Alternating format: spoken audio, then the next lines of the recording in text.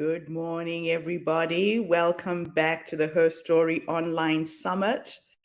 This is Gertrude Matcha here in beautiful Melbourne, Australia, on day 16 of our online summit. So we have been going for the last 16 days and have had an amazing lineup of speakers from all over the world. Before I get started this morning, let me acknowledge the traditional custodians of country throughout Australia and their connections to land, sea, and community. We pay our respects to their elders, past, present, and emerging, and extend that respect to all Aboriginal and Torres Strait Islander peoples today. Thank you for hosting me in this beautiful country of Australia and giving me the ability to share these incredible stories of women from all over the world globally. So, our first speaker for the day is an amazing young woman by the name of Carla Williams Johnson. So, Carla Williams Johnson is an award-winning media marketing specialist based in Trinidad, Tobago. It's just incredible how many countries we have involved in the Herstory movement. As the founder and CEO of Carly Communications, she offers marketing strategies to entrepreneurs and business owners who are interested in building their brand in the real world with sound, unbiased advice, focusing mainly on methods to identify their ideal clients, online and offline approaches to boosting visibility and the creation of practical marketing campaigns designed to increase revenue.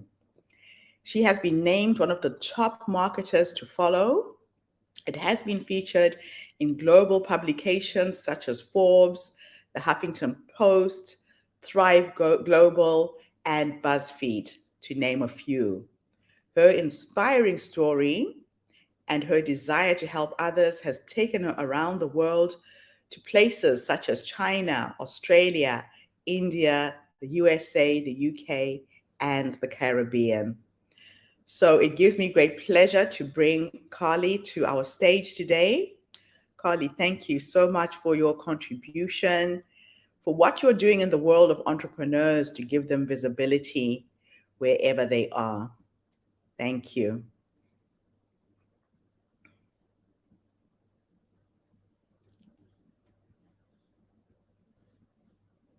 Everyone, this is Carla Williams Johnson, and I'm coming to you all the way from the beautiful Trinidad and Tobago.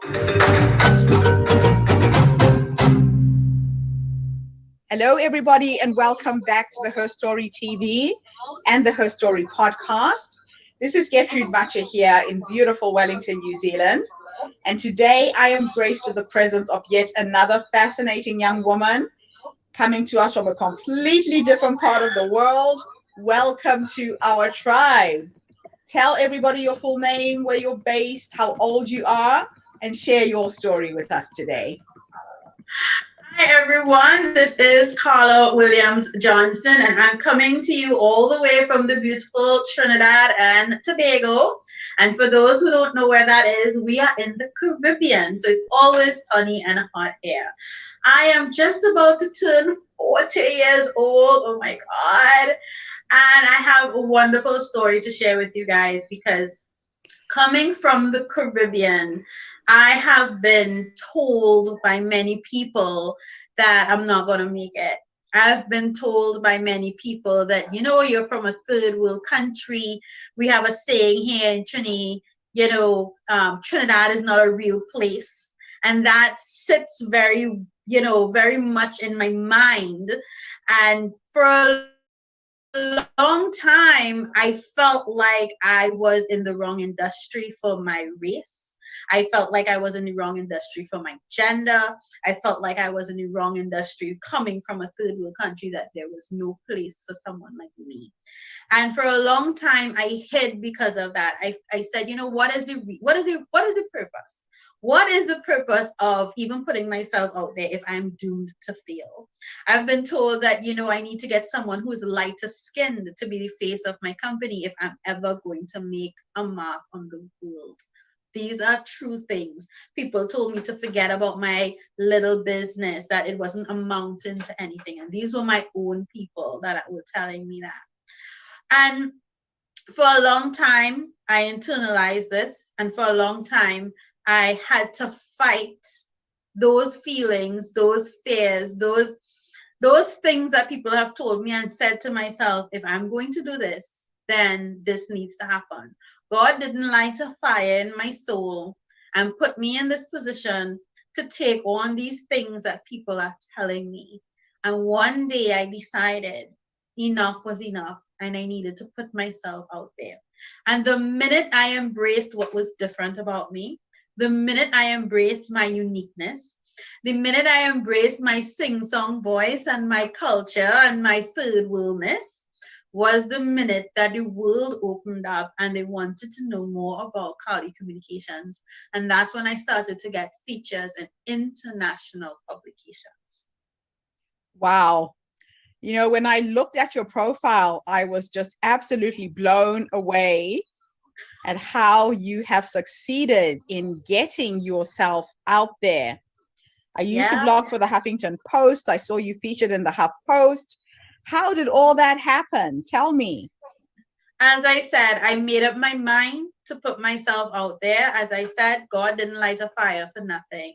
And I really, opened up myself. I started to show people where I was from. I started to show people my culture. I love soca music. That's the music of Trinidad and Tobago. I love it.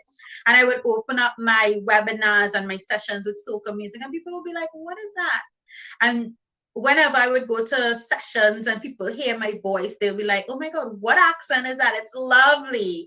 And I just started to embrace what was good about me.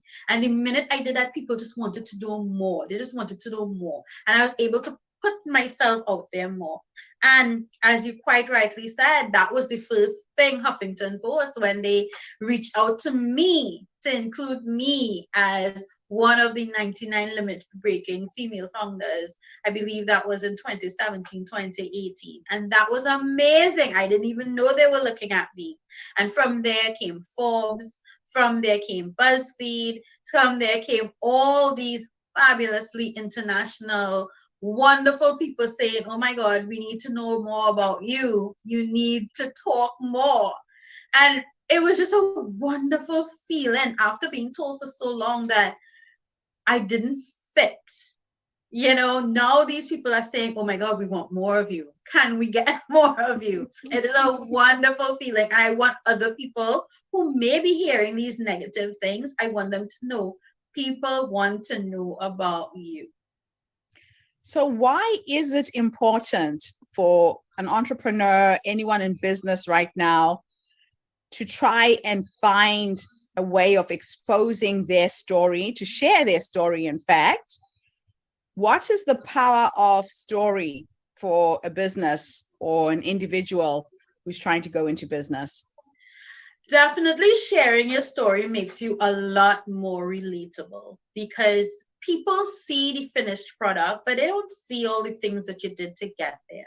And there are people going through a lot, especially now with what's going on in the world. There are people going through a lot. And sharing your story gives you, or at least gives them, a sense of hope. You are like an inspiration to them. You can motivate them to go forward, because if you can do it, then they can do it too. Also, it makes you a lot more relatable. You are more than just, a post or a written document. You are a real life, flesh and blood human being that they're seeing, that they're hearing, that they could almost reach out to through the camera or through, whatever device you're using. And, understand what it is that you're going through and relate to what it is that you're going through. So I really firmly believe that sharing your story is one of the best ways to build that trust factor with your audience and really establish yourself as a thought leader in your industry. I love that. So if you were to take somebody through a 3-step process, let's say this is the younger you a few years ago, trying to get your business out there internationally, and you needed guidance. What 3 steps, what 3 nuggets of wisdom can you share? First things first, trust your gut. Like, I have gone against my gut and I have ended up in some real sticky situations. We women, especially, we are blessed with this gift of intuition that we sometimes take for granted. So trust what your intuition is saying. It never leads you wrong. And if your intuition is saying, go for it, don't talk yourself out of it. Just do it. The second thing I would say is find a community of like-minded people, because you can't do this alone. I don't know who told us when we came into entrepreneurship that we had to, go all in and we had to, demonstrate this strength in oneself. But you need people. You are good at what you're good at, and that's great. But you also need to find people who are good at what they're good at to help you. And you also need to lean on people who understand what it is that you're going through right now, right? So people to vent to, people to talk to, people to share ideas with, people who get what it is that you're going through. And last but not least, I would say don't hesitate to put yourself out there. I hesitated for a long time and I felt like, I blocked my blessings. But we have a saying here in Trinidad, nothing happens before it's time.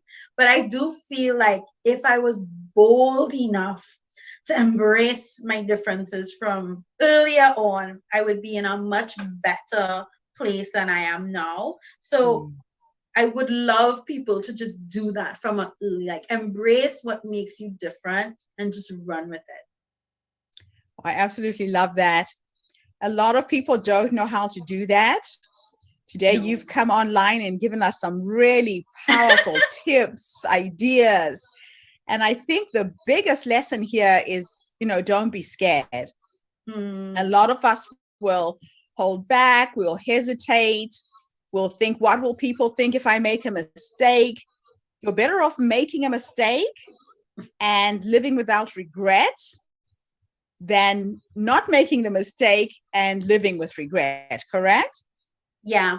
I heard, as you mentioned, that someone said recently, I heard a saying, if you care about yourself as much as or more than you care about other people and what they think of you and what they might say, your whole life will change. And that is 100% true. We put too much stock in what other people might think or might say and not enough in ourselves. That's so true.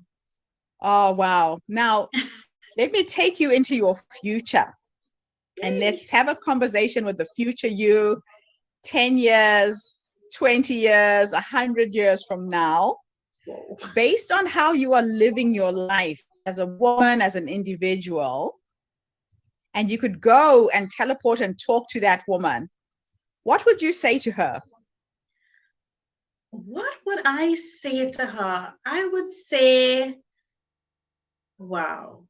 I am estimating that my future me is going to be even more fabulous. So let's just start there, right? Let's start there.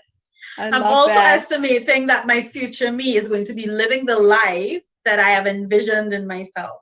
So I'm going to approach her and I'm going to say, you did good. You did well, and I'm proud of you because you did everything that you said you were going to do.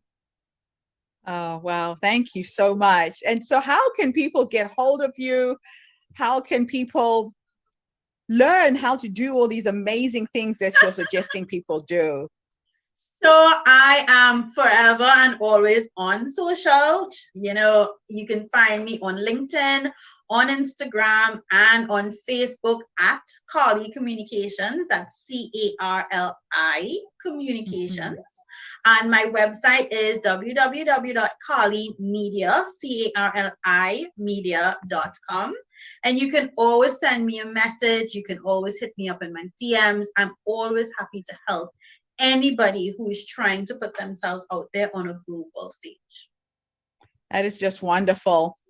Thank you so much for coming online and gracing us with your presence today. It's really absolutely wonderful to meet another woman who is a mover and a shaker. It sounds to me like nothing can stop you. Oh, no, I don't intend for anything to stop me. I don't intend to. So. Thank you so much. And thank you to everybody who tuned in today. The Herstory Circle is trying to attract, connect, uplift, inspire women of this caliber, women who do not see any limits to where they are. The world is truly flat because of the internet right now. People are growing their tribes, they're growing their clientele base because people are more receptive to connecting and communicating online. So take advantage of that. If you are an entrepreneur and you're struggling with your business, you could be talking to a client right here in New Zealand, just like Carla and I are doing. True. You know, we have this amazing piece of technology. Harness it, use it for your business. If you need help, find the experts like Carla who can help you do it. So have a fantastic day, everybody, wherever you are in the world. Tune in again tomorrow when I come back with yet another amazing lady sharing her story. Thank you so much, and bye for now.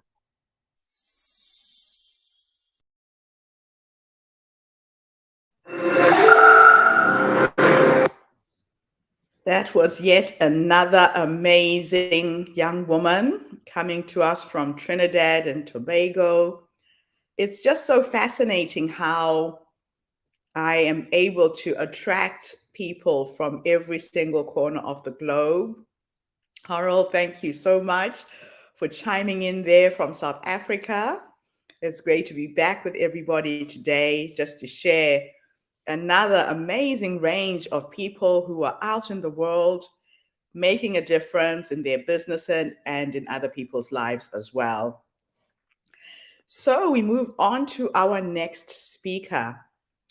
Her name is Veronica Staton.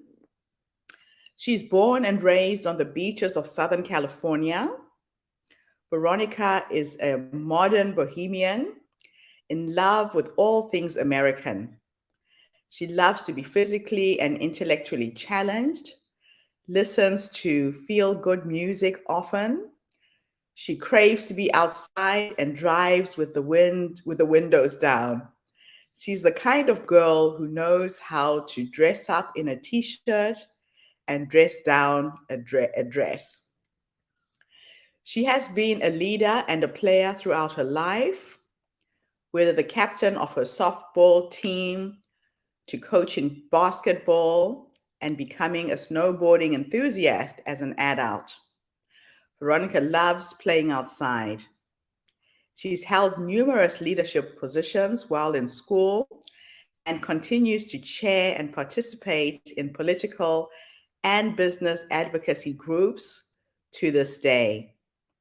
After founding a nonprofit, she then served as Ross Perot's national spokesperson for NAFTA and assistant state director of United We Stand. She was an integral part of the Minnesota becoming one of 3 states in the history to elect a governor representing a third party. So, Veronica, you've been involved in a number of things, and we look forward to hearing your story and the nuggets of wisdom and knowledge that you bring to our stage today. Thank you, Veronica.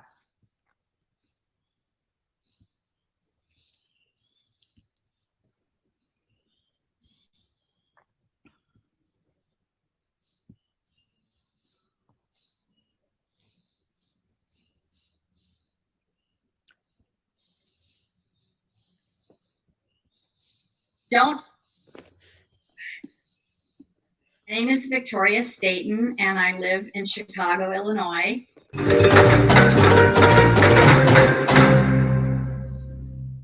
Hello, everybody, and welcome back to the Herstory TV and the Herstory podcast. This is Gertrude Mache here in beautiful Wellington, New Zealand.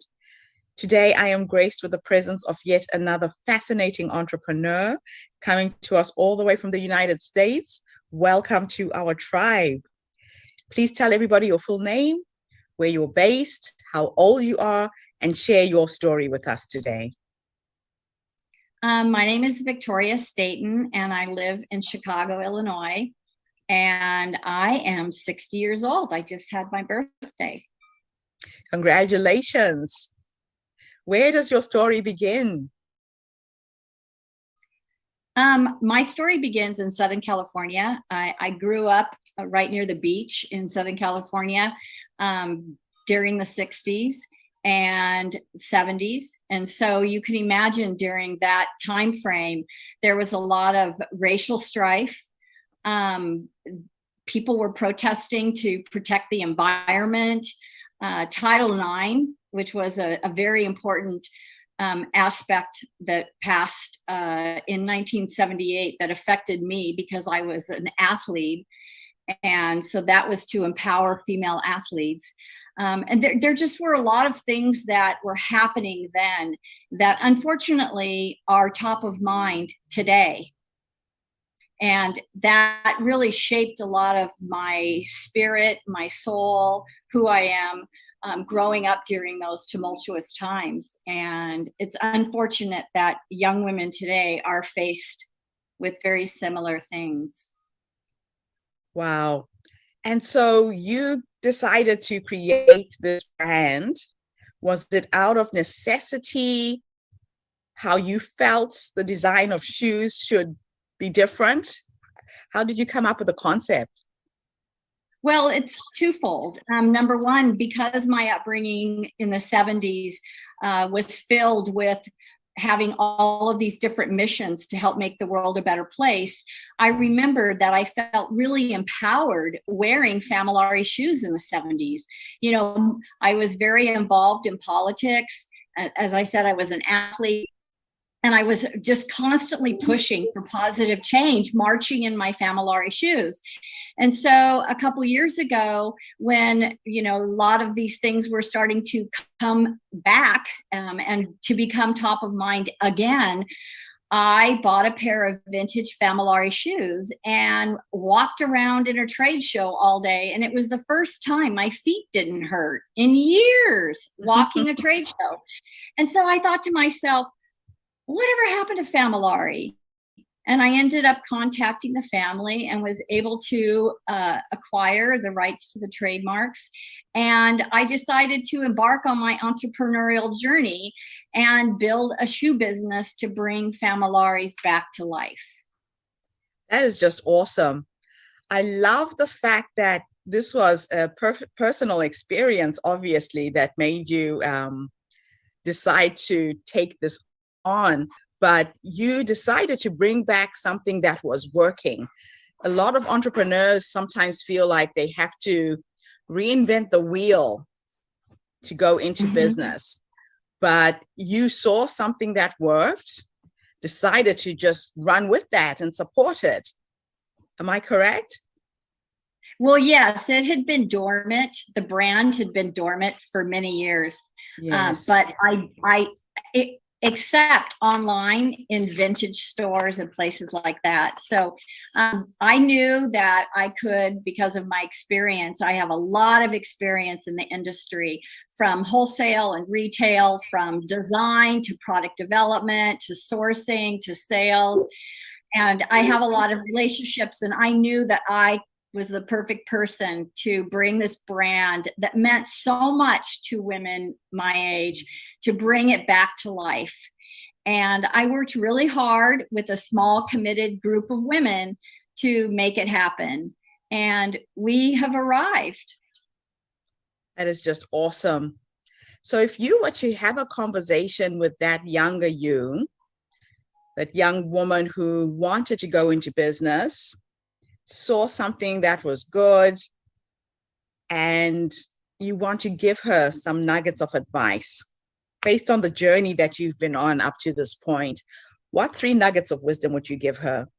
I'm asking this in case there is somebody online who's listening to us right now, has seen something that has gone out of circulation, is debating whether they should do it. Give us some advice. What 3 nuggets of wisdom would you give that person? I would say the first thing is they have to be extremely passionate about what it is that they're doing. And it could be a particular product, it could be a particular service. They just need to be extremely passionate about making that happen. And then the second thing that's really important is they need to have some experience or at least some knowledge about that particular industry or some connections. You know, there's all kinds of nuances, and the more connections they have and the more knowledge they have about that industry, the better off they're going to be. And then the third thing is don't give up. It is really tough being an entrepreneur. And there are so many days, especially in the beginning, where your highs are really high, your lows are really low, and you want to sometimes give up because it's just too much pressure. But don't, just keep moving forward. If you need to pivot and tweak things a little bit, go for it. But don't give up. Just keep pushing, because one day it will happen and you'll realize, oh my gosh, all the fruits of my labor are paying off now. So those would be my 3 words. I absolutely love that. Now, before we started talking, you and I had a bit of a conversation about our past and our belief systems and our fathers. You grew up in a home where anything was possible. A lot of people don't have that. What advice would you give someone who's coming from a background where they've been told you're stupid, you can't do this, who haven't been nurtured into seeing and believing in the impossible? You've brought up 2 daughters. How did you bring up your girls? Well, first of all, I think it's really important to understand that when someone tells you something that doesn't resonate with your heart, don't take what they're saying with more than a grain of salt, because most of the time people are merely projecting their own value system. You know, it's how they feel about themselves. It's not how they feel about you or what they think about you. So don't listen to them. I know sometimes it's challenging when you have someone in your life, especially someone you love, who tells you that you can't do something, but it's not true. Anything is possible if you set your mind to it and persevere and practice. And if you believe in yourself that you can do it, just ignore that person that's telling you that you can't do it. People often put other people down or say things negative to somebody else because they're projecting their own self-belief, their own view of what they can personally accomplish. It has nothing to do with you. So don't take it personally and don't listen to them. Sometimes it's easier said than done, Victoria. Sometimes it's easier said than done. But you're right. It's more about them than you. Yes. And my mom always said, no one can make you feel something you don't already feel yourself. And so again, just don't listen to them and don't take it personally. And if they say something, say, well, you know, that's your belief, but that's not my belief. And then, you know, you just fake it till you make it. And, you know, that's another one of the things. When my kids have come to me and said, Mom, I don't know how to do this, I don't know how to do that. And I said, number one is try. You know, if you don't try, then you're never going to know if you can't do it or can do it. And so you have to try, and you have to put your best foot forward and just take one step at a time. And that's how you learn how to do it, by putting one foot in front of the other. And then you finally feel like, oh, I could sort of do this. And then you start faking it till you make it, you know? And that's so true. And that's actually been the motto of my life. You know, people say to me, Gertrude, how did you become an author? And I just did it. I wrote 1 page, it turned into 2 pages. The next thing you know, I've strung together 250 pages of text. Fake it till you make it does work. It really does. Now, absolutely. And then when people start recognizing you for being good at whatever that thing is, that just helps feed your spirit and drives you to be better and better and better and better at it. You know, Michael Jordan was told he would never play basketball. And look what he's accomplished. And there are so many really incredible people who were told they couldn't do something and turned around and showed the world that they could, and that they could be better at it than anybody else. I love that. Now, as an entrepreneur, it's important to give back. What does your organization do in that vein? Do you have any social impact projects that you support, business-wise or personally? Well, as I mentioned before, I belong to 2 mentoring organizations. So I mentor people that are looking to start a new business. I have lectured at conferences about bringing products to market and things like that. And in terms of the business itself, our whole business model is about giving back. We support women and, you know, to help them to become powerful within and empowered within our organization. And then at the same time, we're doing everything that we can to have the most sustainable fashion brand. So we work with factories that pay living wages. That's really important to us. We work with a community down in Mexico so that everything comes from within that community. And so all, you know, to help all of those people be employed and, you know, to contribute to the environment. We've worked with schools, a school down there for disadvantaged children. We've tried to do everything that we can through our business to make the world a better place. I love it. I absolutely love it. And why is it important for us to share these stories, do you think, as entrepreneurs and as change makers? I think just to inspire women, especially women, that want to embark on their own journey, that feel that thing burning in their soul to do that. But they just need that little nudge, you know, they just need that little spirit, you know, somebody's going to light a spark, and who knows who that person is or why that particular person lit that particular person's spark. But man, if we reach out enough and if enough people light those sparks, we're not going to have, you know, 3% CEOs of you know, Fortune 500 companies being women. We should be 60%, 70% of women CEOs. Yeah, diversity and inclusion is a big thing at the moment in most organizations. And I think as women, it's also our responsibility to make sure that we are fully represented when we create our own companies, to bring about that imbalance that we are seeing in the world. So I'm going to end my interview with you with this last question. If time was an illusion and your past, your present could exist in the same timeline, and you could have a conversation with the future you at the age of 120, with these shoes, I think you'll probably live forever. If you could have a conversation with the future you, based on how you've lived your life, what would you say to that woman?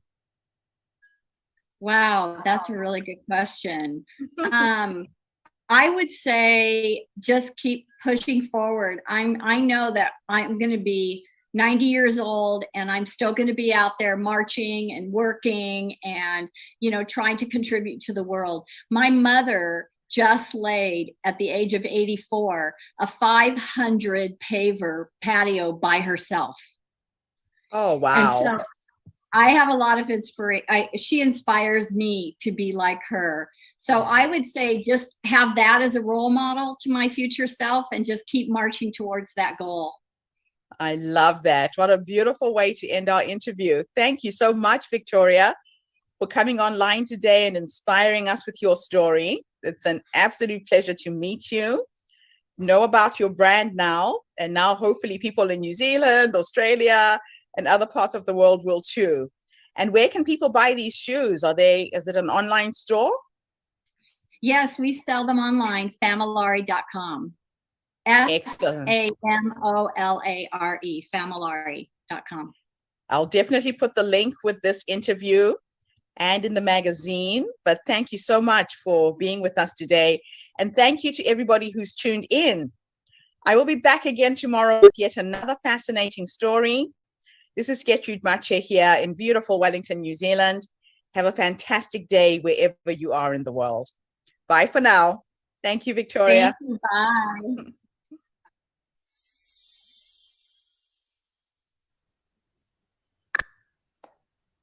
There we have it. Yet another amazing woman. Entrepreneurs are featuring very, very strongly in our lineup today. Yet another amazing woman. Entrepreneurs are featuring very, very strongly in our lineup today. Yet another amazing woman. Entrepreneurs are featuring very, very strongly in our lineup today. Yet another amazing woman. Entrepreneurs are featuring very, very strongly in our lineup today. I have a very strange echo. Entrepreneurs are featuring very, very strongly. Let's see if I can get rid of that. Okay, there we go. I was saying entrepreneurs are featuring very strongly in our lineup of speakers today. And it's really exciting to see someone who sees a brand that's gone out of fashion, brings it back to life, and creates a successful business from it. So for those entrepreneurs out there, you don't have to reinvent the wheel and start from scratch. You could literally take on a business that somebody else has already started and bring it back to life.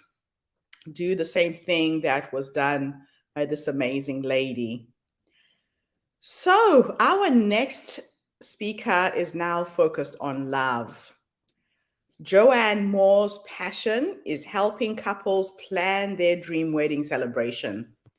She's been described by her peers as the true wedding guru. Joanne strives to bring couples' vision into reality, and her creativity abounds in any venue, from an elegant Western ranch wedding, unique private home wedding, to the over-the-top luxury weddings that are inspirational, styled to perfection, and breathtaking.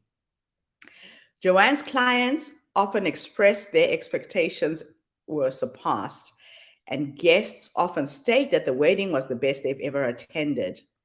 These testimonials are manifest in the many industry awards that she has obtained to date. Thank you, Joanne, for bringing us your life, your work, and how you bring pleasure to couples when they get married. We will share your story today and learn a little bit about your journey in this industry.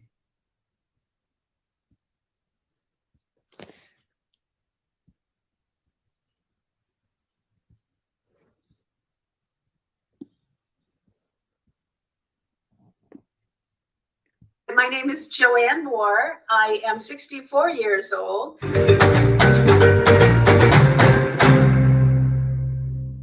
Hello, everybody, and welcome back to the Herstory TV and the Herstory podcast. This is Gertrude Mache here in beautiful Wellington, New Zealand, and I am graced with the presence of yet another creative woman coming to us all the way from the United States. Welcome to our tribe. Tell everybody your full name, where you're based, how old you are, and share your story with us today. Well, first of all, it is an honor to meet you and speak with you. I do feel like I'm on your sofa in your living room. But my name is Joanne Moore. I am 64 years old, young. I feel young. I am based in the mountains in Colorado, but luckily for me, I get to travel throughout the United States and sometimes out of the country. And I do luxury weddings everywhere I go, and I bring that happily ever after to the couples. But my story started out as a normal little girl growing up in the United States. I'm one of 5 children, and I didn't realize that my family had what I call untruths until I became a teenager. And my oldest brother listening to my parents talking to him about college and what do you want to do when you leave, and what do you want to be when you grow up, and them offering to pay for his college, and he went into law enforcement, got into the police academy. But then years later, it was my turn, and I kept waiting for that conversation. I was so excited to tell them I know what I want to do. I want to go in the medical field. I want to work and help people and save lives. And that conversation never came. And I remember watching my parents sitting in the living room talking, and I announced myself and asked to speak with them about what I wanted to do when I left high school in just a few months. And my dad looked at me stunned. He got up and left the room. And my mother at that point, as I continued to say, Mom, I need some help. I don't know what to do. Remember, this is before computers, and this is before the internet. So we had yellow pages. We had no Google. And my mother then told me that that's not what we do. Those are the 5 words. That's not what we do. And I was stunned. I'd never heard that from her. I mean, I was a little girl that danced and gymnastics, and I even twirled a baton. I could not understand why all of a sudden there's barriers for me. And it was with that I had to learn how to do these things on my own. I had no help whatsoever to figure out what my journey and my path for me to fulfill what my dreams were for me. It was okay to do that for my brothers, but it wasn't okay for me. I had learned that the journey from the generations before me had to be mine, that women were expected right out of high school, if we chose to graduate high school, we were to soon after get married and start a family and stay home and take care of the house, the husband, and the children. And although I wanted those things, I wanted more. And it was an incredibly uphill battle for me and my journey to disclose what the untruth was in my family. Wow, what a journey you've been on. But it sounds to me like you managed to turn that around, created an incredible life, an incredible business, mother of 5. You know, I kind of cyber stalked you when I got the application that you would be on the show. How did that all come to being? You defied all the odds of what life had prepared you for. How was that possible? It is a strong will that came from the gut. I can't even explain it. I knew there was more for me in my life, that although I wanted these things, I wanted more. I wanted to contribute. And it was in speaking with people and learning, I knew I needed 3 things. I needed a car, I needed a job, and I needed an education outside of high school. And even my guidance counselor at my high school sided with my parents and said, well, you know, your parents don't want that for you, so good luck. And so it was my struggle that I did find a way to buy a car. I did find a job. I started out making $1.35 at one of those big box, you know, department stores. And I found that there was a vocational school just a couple of blocks away from where I was working. I immediately interviewed with them. They had a course on respiratory therapy. I had no idea that was even something, and learned all about it, got everything I could, talked to the professors, toured the facility, signed up. 2 weeks before I graduated, I announced to my parents what I was going to do. And that was a very sad time for me, that here I was getting ready to graduate high school, and my parents were angry with me. They wouldn't go to my graduation. They were punishing me for not following what the family tradition was, that women, these are our roles, stay in your lane, don't cause trouble. And I couldn't do that. So I went on and went to school, graduated in less than a year. I was determined that no one was going to stop me. I was 19 years old when I started working in the hospital. Several years later, to get to an incredible turning point for me, several years later, I get a call from my mom that my dad is very, very sick and that he wants to come see me. And I'm at a hospital that he has no business being at. And I encouraged him to go to a different hospital. Here's the doctor. Go see this doctor. And my 2 hours later, my dad shows up at the hospital I'm working at, and he has all kinds of issues with high blood pressure. His pulse was going off the charts. It was like 240 over 140 blood pressure, and I did an EKG on him because that's my job. I was working in cardiopulmonary at this particular hospital, which is heart and lung. And I saw he's having arrhythmias. And I told him, I said, Dad, you're going to have a stroke right here. Let me get you an ambulance and get you to the hospital I told you to go to. And he was defiant and drove himself. He was intensive care, cardiac intensive care for over 2 weeks. When I finally got to see him a few weeks later, I asked him, why on earth did you wait so long to get medical help? He disclosed his family untruth that floored me. He said that since he was a little boy, he was told that all the men in his family pass away by the age of 45. He was 48 years old and thought he cheated death 3 extra years. He accepted that untruth. So what I fought so hard to do, working cardiopulmonary, heart and lung, ended up saving his life by making him get help. And maybe that was the drive and the determination that I was supposed to have, was to save my father's life. He passed 10 years later, but he had all this other time to enjoy his family and his children. And he woke up to the fact that, well, maybe it wasn't such a bad idea to let her go to school and do what she wanted to do. Yes, that's what a beautiful story. Yeah, it was but it was like nothing I could explain. It was a drive like I've never had before.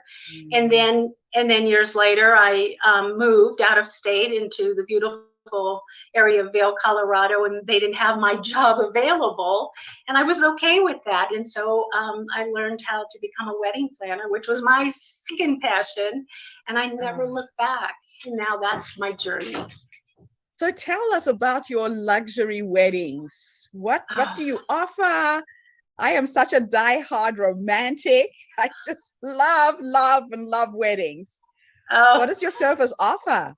Well, I too love weddings, and I got into it quite by accident because in small communities and small towns, you are required to help out with community events. So I started volunteering with festivals and parades and music things and, art festival, all those kinds of things. And I loved it. And someone asked me to help plan their wedding because they have no idea, and they love my organizational skills, and they love my creativity.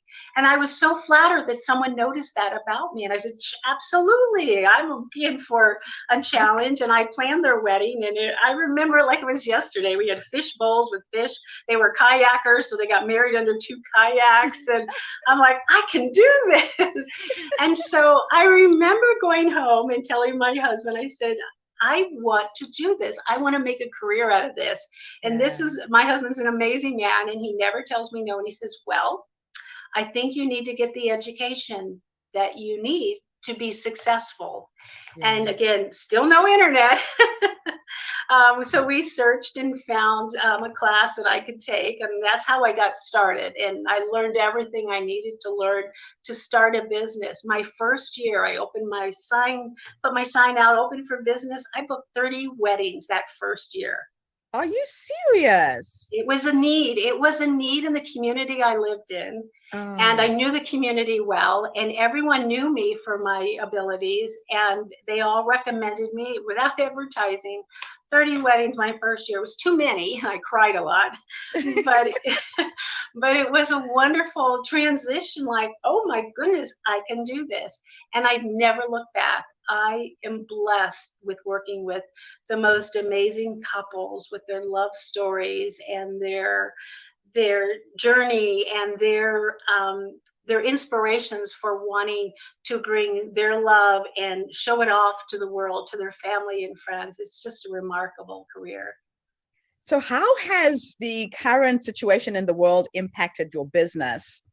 COVID-19 has had a lot of entrepreneurs have to pivot and be really creative. What is the situation in the US? Are people still able to have their weddings? Let's go into that a little bit. Well, it's different everywhere. In the US, every community, every town, every city, every state has different rules and regulations. And for me to be able to travel from one state to the other, I really have to dig deep and find out what I'm allowed and are not allowed to do. What I can do in Colorado, and as I said, I was just in Florida, it's completely different in the state of Florida. So, but with that, I make sure that my team and, the caterers and the photographers and the florists and everyone is protected with the mask and everything. So I have the Yes. high, and the guests are asked to follow the curriculum, if you will, for the day, but that's not always the case. A couple of drinks here and there, but it is coming back. And my phone is literally ringing off the hook that those that postponed their wedding are now wanting to rebook. And those that just got engaged during the pandemic, what a story their grandchildren are going to hear someday, are now planning their wedding. So we are colliding with weddings. So everything's getting booked up really quick. But again, we're still got some, but we're hopeful. We are very hopeful, even with the restrictions we still have in place. Oh, that is amazing. Yeah. So if you could have a conversation with the older you, let's just imagine that time is an illusion, your past, your present exist in the same timeline. And you could have a conversation with you at the age of 100. And you're sitting with your grandchildren, your all of these things. Wow. I think I would tell them we all have our own journey. Don't let the outside voices tell you different. Listen to your heart. Listen to your gut. You know where you need to go. You know you can do it. And you can do it.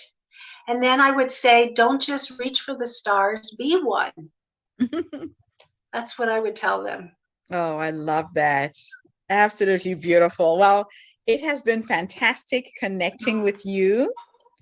Thank you so much for what you do for the world of love. We do need more love in this world. We do. And it's the people who facilitate to bring that joy in families that really makes a difference. I agree. And thank you for what you do, my dear. You are a special person, and I appreciate you and your time. Oh, thank you. And thank you to everybody who's tuned in. I told you we have some amazing women who are just movers and shakers in this world. They bring about joy, they bring love, and they're changing lives one woman at a time, one story at a time. So this is Gertrude Mache here in beautiful Wellington, New Zealand. I'll be back again tomorrow with yet another amazing guest. Have a fantastic day wherever you are in the world. Bye for now. Thank you.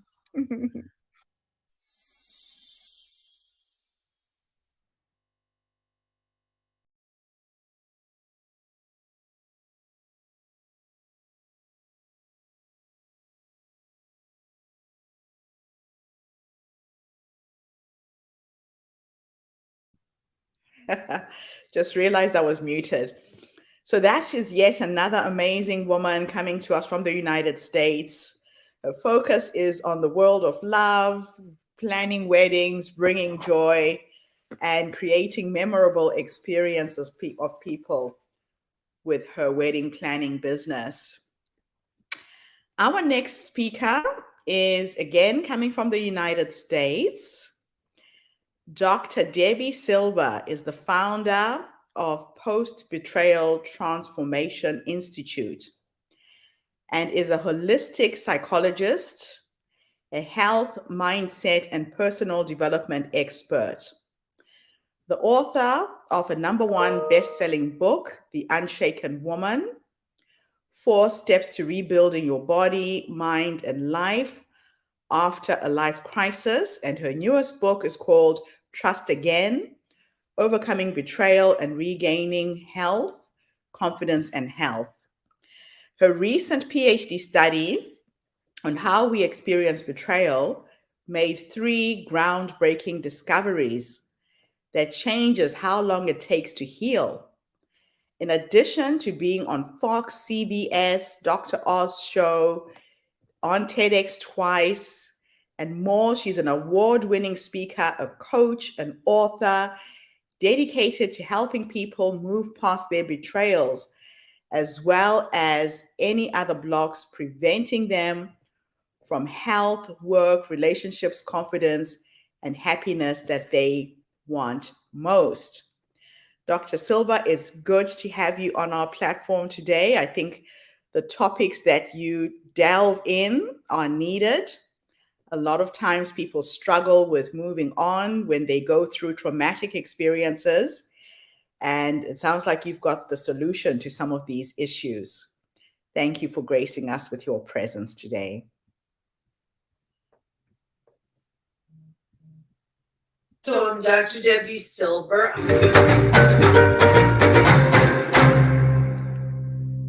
Hello, everybody, and welcome back to the Herstory TV and the Herstory podcast. This is Gertrude Mache here in beautiful Wellington, New Zealand.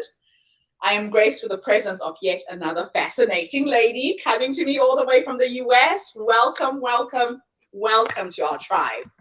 Oh, thank you so much. So looking forward to our conversation. So tell everybody your full name, where you're based, how old you are, and share your story with us today. Sure. So I'm Dr. Debbie Silver. I'm based in New York and San Diego. I bounce back and forth between the two. And I'm so thrilled to have this opportunity just to serve. My topic is betrayal, how to heal, what it causes, everything it does, and how to make it the best thing that could have happened to you. Wow. So this sounds like it came from a personal experience. Am I correct? You know, you don't study something like betrayal because you want to. It's my 30th year in business. You asked how old I was. I'm 55. So I've been in health, mindset, personal development forever. And I had a horrible betrayal from my family. Thought I did everything I needed to do to heal. And a few years later, it was my husband. And I was shocked and devastated and blindsided like anybody else who's been through it. So I got him out of the house and I was like, okay, I have 4 kids, 6 dogs, a thriving business. No, it's about me now. Because I looked at those 2 situations and I said, what's common to those? It was never about me. My boundaries were getting crossed. And I was like, something has to change, and that's me. So I dove into this PhD program. I enrolled at 50 in transpersonal psychology, the psychology of transformation and human potential. And because I was changing so much, I didn't quite understand it. He was too on his own, wasn't ready to look at that. And then while I was there, I did a study. I studied betrayal. What holds us back? What helps us heal, and what happens to us physically, mentally, and emotionally when the people closest to us lie, cheat, and deceive. That study led to 3 groundbreaking discoveries, which changed my business, my family, my health, my life. Wow. Wow. And it sounds to me like just based on this experience, you've kind of created some kind of a methodology, a process that can actually help somebody in a situation like this, correct? Oh, absolutely. One of the discoveries was, while we can stay stuck for years, decades, a lifetime, and so many of us do, if we're going to fully heal, we'll move through what we now know as 5 proven predictable stages. And what's even more exciting about that, we know now what happens physically, mentally, and emotionally at every one of those stages, and we know what it takes to move from one stage to the next. Why is that good? Because now healing from betrayal has a roadmap. Wow. Wow. Now, where is the point where most people get stuck? You know, when I went through my divorce after 27 years of marriage, I was lost. I didn't know who I was anymore. Yeah. And I remember telling myself, I don't want to get stuck. I want to move on with my life. I'm going to find my next husband quick, fast, and easy because I love being married. I loved having family around me. And a lot of people were surprised at how fast I recovered, but I managed to do that because I have a lot of friends who are still in situations like that where they just haven't been able to move on. So what are your findings? Yeah, well, it takes what I found is one of the biggest needle movers that move us through the stages really isn't about how severe the crisis was. It had to do with resistance. So much of it had to do with resistance and willingness to move forward. For example, if you're numbing, avoiding, distracting because it's painful to feel and face, you'll stay stuck, right? As opposed to someone who says, I'm just going to put my head down and not lift my head up until I am through this. But the most common out of all the 5 stages, and I talk about it in Trust again, but the most common is to get stuck in stage 3, because in stage 2, that's the shock, that's the trauma, that's D-Day, Discovery Day.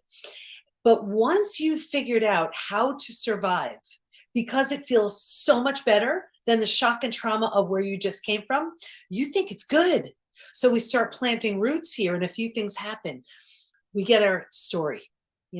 We get all those small self benefits, like we get to be right. We get someone to blame. We get a target for our anger. We don't have to do the hard work of learning to trust again. Should I trust you? Should I trust you? Forget it, I'm not trusting anybody. We get sympathy from everybody we tell our story to. Mm-hmm. So we plant roots there. And then we're there, and then this starts happening. Our mindset starts changing, and we're like, maybe I'm not all that great. Maybe it's me, right? And now we plant deeper roots. And now, because like energy attracts like energy, we're calling situations and circumstances and people towards us that confirm that's where we belong. It gets worse, but I'll get you out of there. Because you don't like it here, but you have no idea there's a stage 4 and stage 5 waiting for you, you think this is it. Right here is when you start using food, drugs, alcohol, work, TV, keeping busy, reckless behavior. So you do that because it's terrible, but you don't know it gets better. So you do that for a day, a week, a month. Now it's a habit. A year, 10, 20 years. And I can see someone 20 years out and say, that emotional eating, or that drinking, or that that numbing in front of the TV, do you think that has anything to do with your betrayal? They say, oh my gosh, that happened 20 years ago. Mm-hmm. But do you see? They were just stuck in a perpetual holding pattern that whole time. Wow. That is just incredible. And a lot of people are doing this totally unconsciously. They're not even aware of where they're at in life at that moment in time.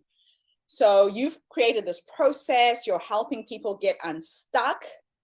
I really love this. If you were to go back to the younger you, that woman who experienced betrayal, is stuck, is hurt, doesn't see where they're going, can't see the wood from the trees, what 3 nuggets of wisdom would you have said to her at that point in time? Yeah. There wasn't a roadmap before it was discovered. So that version of me was just so determined to heal. And I said, if I can heal from this, I'm taking everybody with me. So I would just reassure that version of me, or anybody going through it, you're not crazy. You're not alone. You can heal from all of it. That's the most important thing. I would also tell that version of me and anybody else who's going through it, even if you have to say this to yourself 100 million times, it's worth it. Even though it was done to you, it's not about you. It's really not. And I would also say you have every right just to rebuild yourself and move on. Rebuilding is always a choice, whether we rebuild ourselves and move on. That's what I do with my family. Or if the situation lends itself, if you're willing, if you want to, you can rebuild an entirely new relationship with the person who hurt you. That's what I did with my husband. Not long ago, we married each other again. Oh, wow. Now that is a nice story. New rings, new vows, new dress, and our 4 kids is our bridal party. Oh, I love that. I love that. And that's a very unusual thing, because most people will have just taken each other to bits.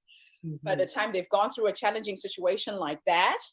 I remember when I left my husband, I said to him, you know what? It's time for us to part company before I start hating you. Yeah. And I felt that we were connected at the hip for the rest of our lives through our 3 beautiful children. And I wanted to be able to go to my daughter's wedding and stand next to my ex-husband and still be friends. Yeah. And we succeeded in doing that in a very magical way. We're still good friends. I remarried, he's not married, but it's interesting that you've managed to do the same thing. And a lot of people fail to do that. Well, it's so important, because I guess in all of the studying that I did, in all the studies and all the research and all the everything, it's such a different type of closure when you heal and move on, like I did with my family. But that healing and rebuilding, when it comes to forgiveness and reconciliation and my ego, I mean, that was a big one to get through too. It's a different type of dynamic, and I never would have done it if I wasn't completely different, or for sure if he wasn't completely different. But there's that death of the old. Yes. Death of the old me, death of the old him, death of the old relationship, in order to rebirth that new. And I think a lot of people are afraid of that because of the unknown.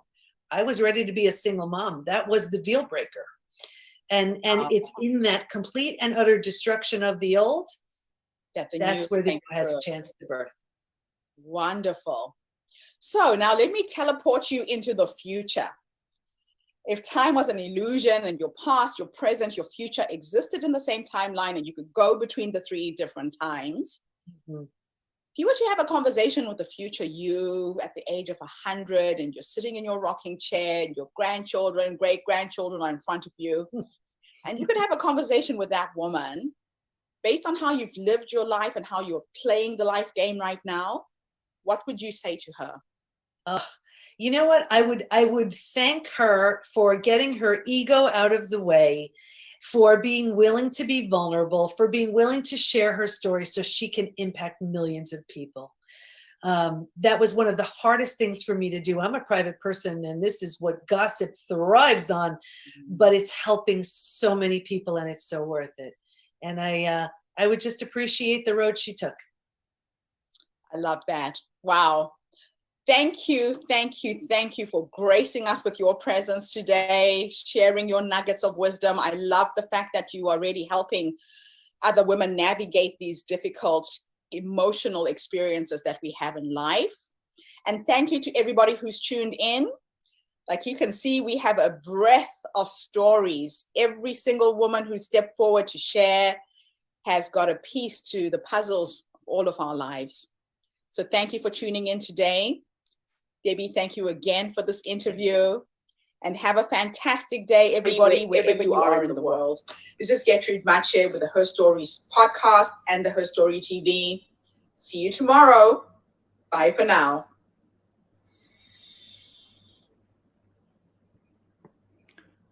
Yes, yet another amazing story. We were talking about weddings and planning weddings and love, and now talking about betrayal and how to go back to love. Very fascinating that Debbie and her husband were able to reconcile, put aside their differences, rebuild their lives. I love that story because a lot of times we spend most of our lives with one person and then things go wrong. And some people just don't have the courage to revisit the errors of the past to move on. So Debbie, thank you so much for that inspiration this morning. All right, my next speaker is Leanne Cabot. She is an author of the 5 Seasons of Connections collection. Her books take us right into those critical minute-by-minute interactions where we either draw closer together or push further apart. When we understand our seasons, we can transform our relationships from conflicted to connected by confidently moving out of the cold, dark, stormy winters towards love, happiness, and sunny summer days. Her first book helps parents connect on a deeper level with their kids. Her second book goes into the most profound adult relationships we have, guiding couples out of winter towards their deepest love and truest connection. And her third book helps entrepreneurs overcome fears of failure, success, and everything in between to build a business on their brilliance. Leanne developed the 5 Seasons framework as a result of a medical diagnosis in 2006 that gave her 5 years to live, challenging her to truly live a life she loved. 15 years later, she's managing her medical condition with grace and acceptance, and she's happily raising 3 teens and excited to visit her 58th country when it's safe to do so. Again, another inspiring woman who has gone through a phenomenal challenge, but bounced back, come out on top of it, and is now helping others to do the same. Thank you, Leanne. My name is Leanne Cabot, and I am living in Seattle, which is on the west coast of the US.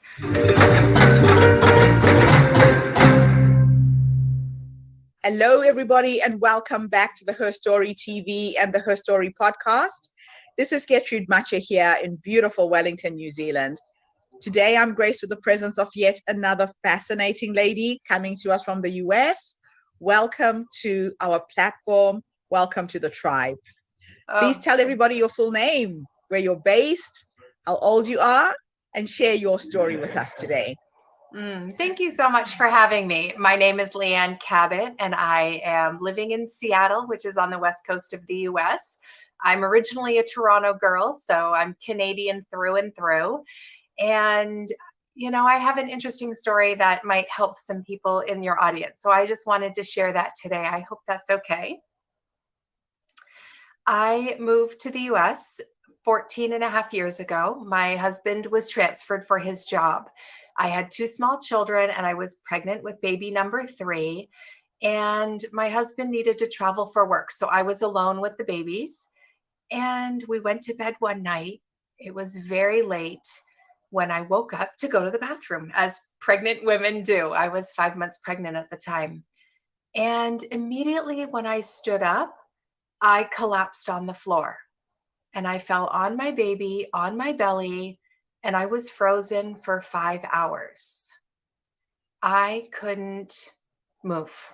I couldn't cry. I couldn't get up. I couldn't do anything. And so I lay there feeling all the feelings, right? I begged the universe to let me move. I was angry that the universe, was keeping me on the floor. I was terrified my children would wake up and see me, frozen on the floor beside them. And all through it, I worried about the baby in my belly, right? Like what was going on here in my body? My brain wasn't working. What was it doing to the baby? At about 7 a.m, I was able to move. I had this huge hot flooding of temperature through my body. Everything started to spin, but I could get up. So I got up, I got dressed, I woke up my 2 toddlers, put them in the van, and I found the nearest hospital and I drove there because we had just moved to this new city. I didn't even know where the hospital was located. And when we got there, it set off this journey of examining what had happened to me and what was continuing to happen. The baby was born in July and he was healthy, thank God. But I continued to get sicker. And in November of that year, which was 8 months later, they called me back into the hospital and they said they didn't know what I had, but they knew it was going to kill me. And they gave me 5 years to live. So at that time, I had a 4-month-old, a 5-year-old, and a 3-year-old baby, and I could not imagine dying and leaving these children with no mom. And for the first few years, I was busy dying. I was taking thousands of pictures. I was writing them love notes. I was organizing their rooms and doing all the things I wished I could do for them. And then one day, somebody came to visit and she just really opened my eyes. She said, when you're not here, Leanne, don't worry. I'll step in. I'll raise the kids. And I thought, wait, they're my children. These are my children. I want to raise them. I shouldn't have to die. I should live. And so I decided to fight for my life. And I invested in self-care. I slept when I was tired. I ate very healthy food. I decided I was not going to cook and clean and run around like a crazy person. I was going to be with my children and I was going to get healthy. And that's all I focused on. And I am now at 15 years past the first brain crash. I have 3 teenagers who I love so very much. And every day has been an absolute honor living this life, knowing I still have this brain disease and choosing every day, how do I want to show up? How do I want to be in this life? What are the dreams that I want to pursue? And what are the things I can do right now to make those dreams come true? Because tomorrow isn't promised, 10 years isn't promised, but I have today. And so it's changed my life and my philosophy completely. Wow, what an amazing story. That's just incredible what happens when we make a choice what direction our lives can take. Right. So if you were to go back to that younger woman who has given this diagnosis, started to die because you were told you were going to die, and give her advice, let's say there's somebody who's tuned in and listening right now, Mm-hmm. what 3 pieces of advice would you give her? What would you have wanted somebody to say to you at that moment in time? I would want someone to have said to me, you are brave. You have gotten through everything you've ever been faced with in your life, and you have come out stronger and fiercer and more powerful than you ever thought you could be. Find her. Find her inside of you. Find the fighter inside of you. Don't give up. You know, I wasted 3 years just thinking, is today the day I die? Is today the day that the headache takes me down? Is it today? I wasted so much time being afraid, and I am a brave fighter, and I had forgotten that. So that would be the very first thing. The second thing I would say to that woman, to myself and anyone else, is focus on what matters. You know, driving a fancy car, having the perfect roses, wearing the best clothes, none of that matters. You know, what matters is what matters to you. That's what matters. So if it's your children, if it's your legacy, if it's financial freedom for your parents or your community, that's what you focus on. Don't let somebody else determine your value in life. And then I'd say the third thing that I would think of is your life, however deep, however long, however it is here for you, right? So how can you use your life to grow? And how can you use your life to uncover who you really are so you can put that into the world while you can? You know, we all have gifts. And if we're so busy denying our truth or hiding who we really are, we aren't really living, right? We're just existing under this mask of things. So I would really just say, put down those layers of, you know, what you think it should be and who you think you should be, and say, this is me. You know, I am here. I want to find out my potential. What does that look like in everything I do? How can I reach my best potential? And then let me be brave to chase that. Oh, wow. What I love about your story is you have really harnessed every challenge, everything you've gone through. You're now helping other people to overcome these challenges, to reframe how you take in that negative information and make decisions on how to take control of your own life. Let's talk a little bit about how you're helping people right now.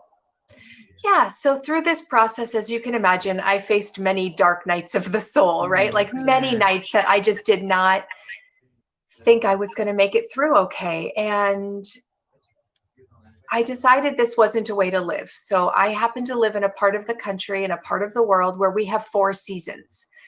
And I started noticing the seasons a little bit more intentionally. And winter was a time of cold, harsh, bitter winds, right? Spring was a time where new plants were growing and we could plant new things, the things we wanted to nurture. And summer is the best it could be. Like, we were happy in summer when it's shining and warm and everyone was laughing. And fall is a signal that winter is on its way and things are starting to shut down again. And I noticed that was my emotional state, right? When I was in winter, I was fighting with my kids. I was angry at God. I was unhappy with the universe, right? I was really miserable. So what could I plant? How could I spring clean my life to take out the things that I didn't want and put more of the things I did want to get to summer, right? Like, that was the idea. And I felt like the seasons were missing something. So I created the 5th season, which I call the crossroads. And at the crossroads, you stand there and you get to choose in this moment.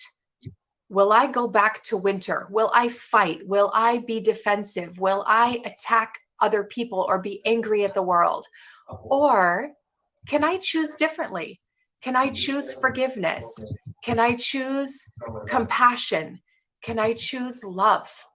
Right? I get to choose what the outcome of everything is. So if it's fighting with my kids, or, a client tells me that I didn't do a good job, or any of the hundreds of things we experience in our life, I get to choose the outcome based on how I feel. And I always want to choose summer, right? So even if that means I bite my tongue, even if that means I forgive someone who really might not even deserve it or doesn't even care, I choose summer for me, because at every moment, that's where I want to be. So I live in this space of conscious, intentional choice to see the world the way I want to see the world, which is really a place filled with love and people who are hurting. So how can I support them through their hurt? Wow. I do like to choose summer. Right now, a lot of people are suffering, Leanne. Yeah. COVID has impacted us in ways that, humanity will never be the same again. Mm-mm. I lost my father in 2018. And then during COVID, on the 30th of March, I lost my mother-in-law in Poland. 3 weeks later, my mother died in Zimbabwe.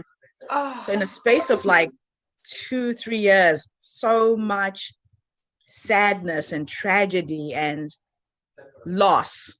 Yes. And I would say that it has been my winter season. I even lost my first grandchild as well. My daughter got pregnant and had a miscarriage soon after. And we had already started to celebrate. I started knitting little jerseys and booties and I remember my mom coming to me in a dream. I was so depressed last year. And in this dream, I was brushing my teeth and I spat and looked up into the mirror, and she was in the mirror looking back at me.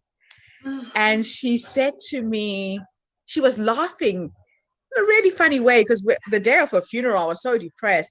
I shaved off all my hair. I was completely bald. And she comes to me in this dream, and I look like my mom now more than ever, because my hair was short at the time.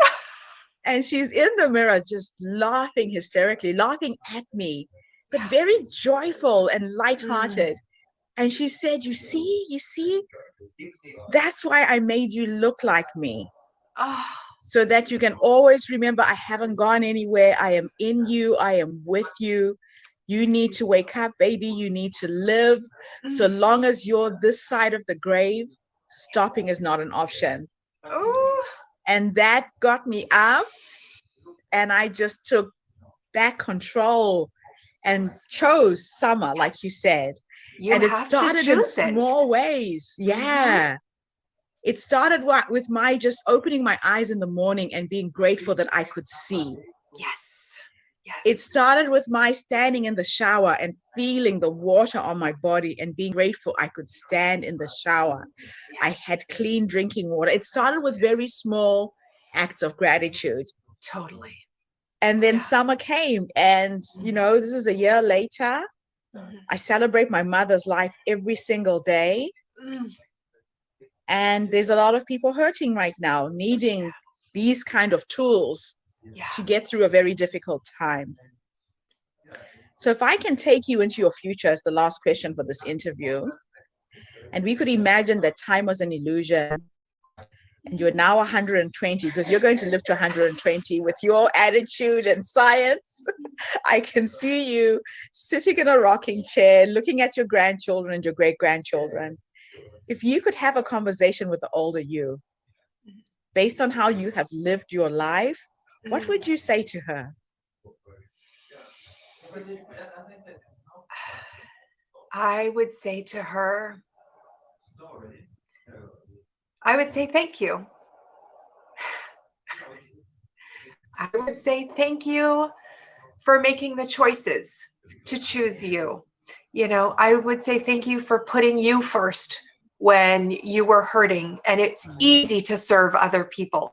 It's easy to get lost in, oh, I want to be a good mom. I want to be a good wife. I want to be a good person in my church. It's harder to stand up for yourself. It's harder to say, I'm worth it. I deserve sleep, or I deserve rest, or I deserve peace. I deserve forgiveness, or I deserve anything that I need to make it through this life. I would thank myself for choosing me in these really hard times, because you're right. There are so many things to be grateful for, even when we're at the bottom of the darkest winter storm. And we can't actually stop winter from coming. No. You know, after the loss of your father, you didn't see that your mother-in-law and your mother would both be, you know, passing on. You thought, oh my gosh, winter is here, and you were working through it, and winter came again, right? With COVID, we are seeing it over and over. Winter keeps coming, but we have to keep choosing, what is the path to summer? Is that gratitude today? Yes, it is, right? What can I be grateful for? Is it love? That might mean playing on the floor with your child. That might be writing a letter to somebody who you miss. That might be making a phone call or giving somebody a word of encouragement, right? What is it today that can be the spring cleaning to bring you back to summer? It's a journey. Like, there is no end to this. The weather doesn't stop. Winter doesn't stop. But summer doesn't stop either. Yeah. Right. So Yeah. that's the crossroads, is keep choosing summer. Keep choosing your peace and joy above all things. Wow. What a powerful way to end this interview. I feel so blessed to have met you, and so blessed to be reminded. Wonderful. Thank you for having me. Thank you for having me. It's a pleasure to be here. I'm just so honored to be in your presence. Thank you. And thank you to everybody who's tuned in. So take these words of advice. If you're in that hard place right now, the choice is yours. Whether you stay in winter or whether you choose summer, the choice is always yours. Thank you, everybody. Have a fantastic day wherever you are in the world. This is Gertrude Matcha here in beautiful Wellington, New Zealand. I will see you again tomorrow with yet another amazing guest. Bye for now, and thank you, Leanne.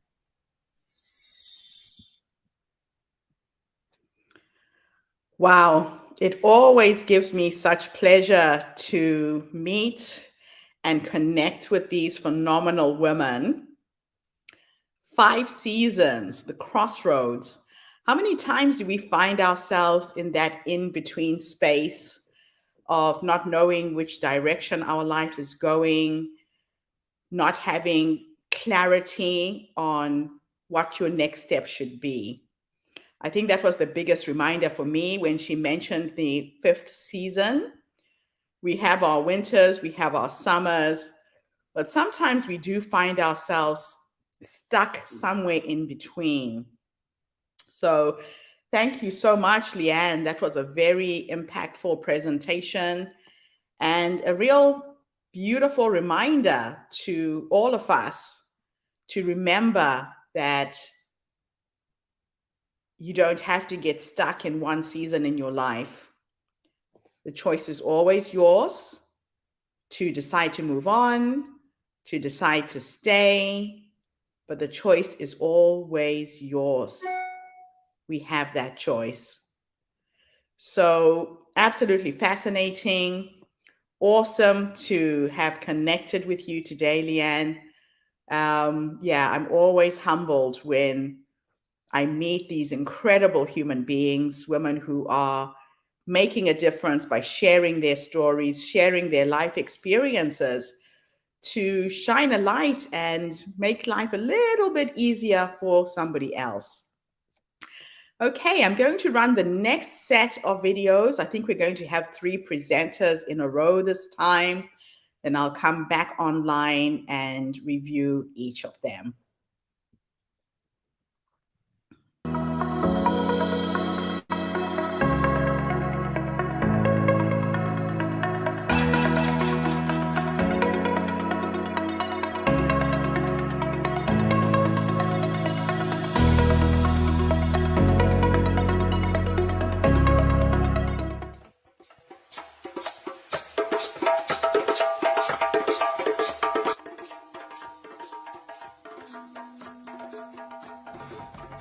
When I was 19 years old, I believed that independence was the ability to hop into my car and go anywhere that I wanted, any time that I wanted.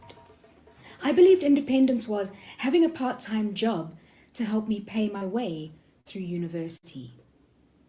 Looking back now, if I'm honest, I didn't really give much thought to what independence meant to me. I simply took it for granted.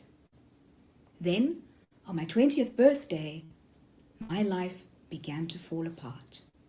I was diagnosed with diabetic retinopathy, which is an eye condition that affects about 55% of people who have been living with diabetes for some time, as I had.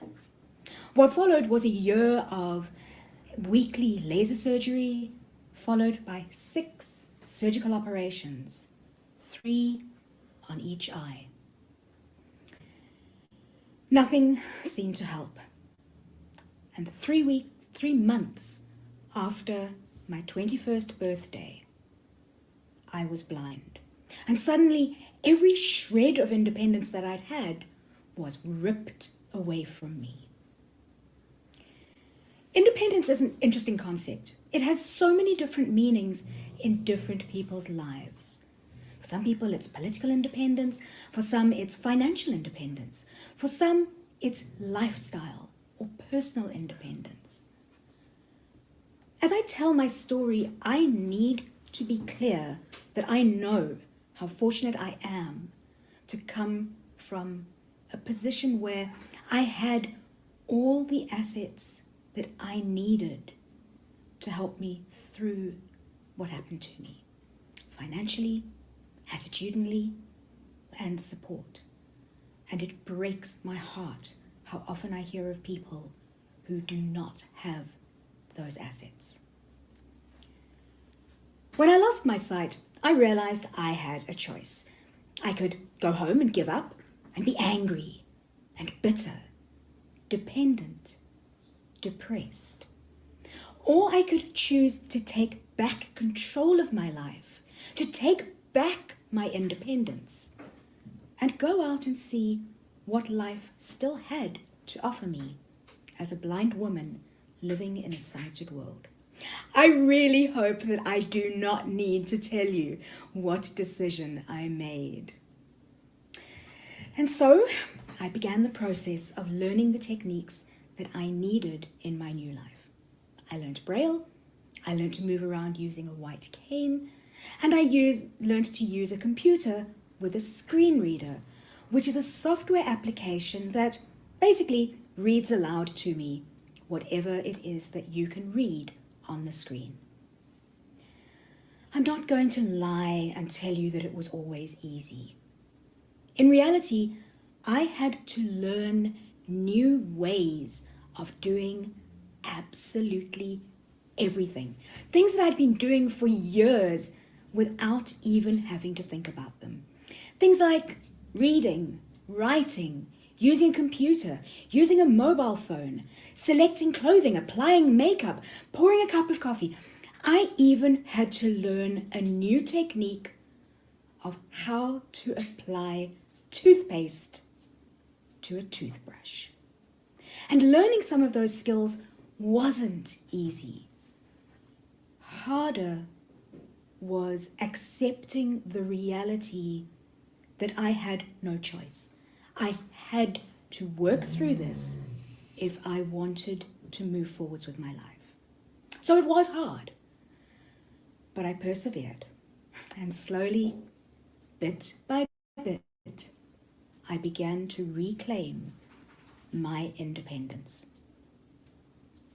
One of the hardest challenges we face as members of the blind and visually impaired community is how badly people underestimate what we are able to do on our own. Because they don't know the tools and techniques that we have at our disposal, people often think that it's hard. Most often they think it's impossible for us to do something. So they dismiss us. And that has huge implications for our inclusion into society, into communities, and especially our inclusion into the workplace.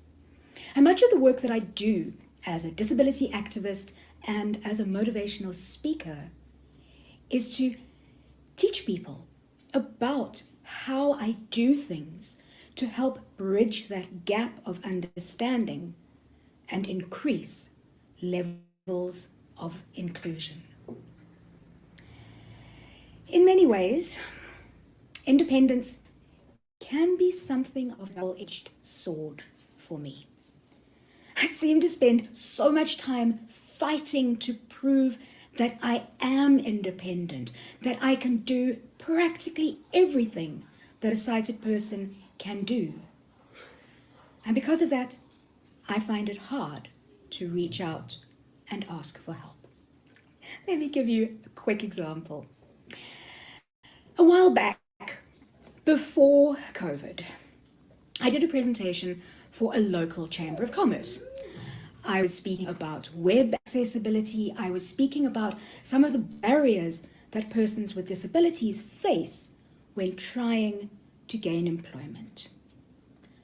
After that presentation, I left with 50 business cards of people who wanted to find out more about the work that I do and to subscribe to my Beyond Sight blog, which is available on my website, loisstrachen.com. How long do you think it took me to enter those email addresses into my blog management system? How long would it have taken you to do it? If you're someone who's comfortable with technology, you may have an app on your phone that you can take a photograph of the business card and it automatically drops the information into your contacts, from where it's easy to manipulate it and shift it around as you need it.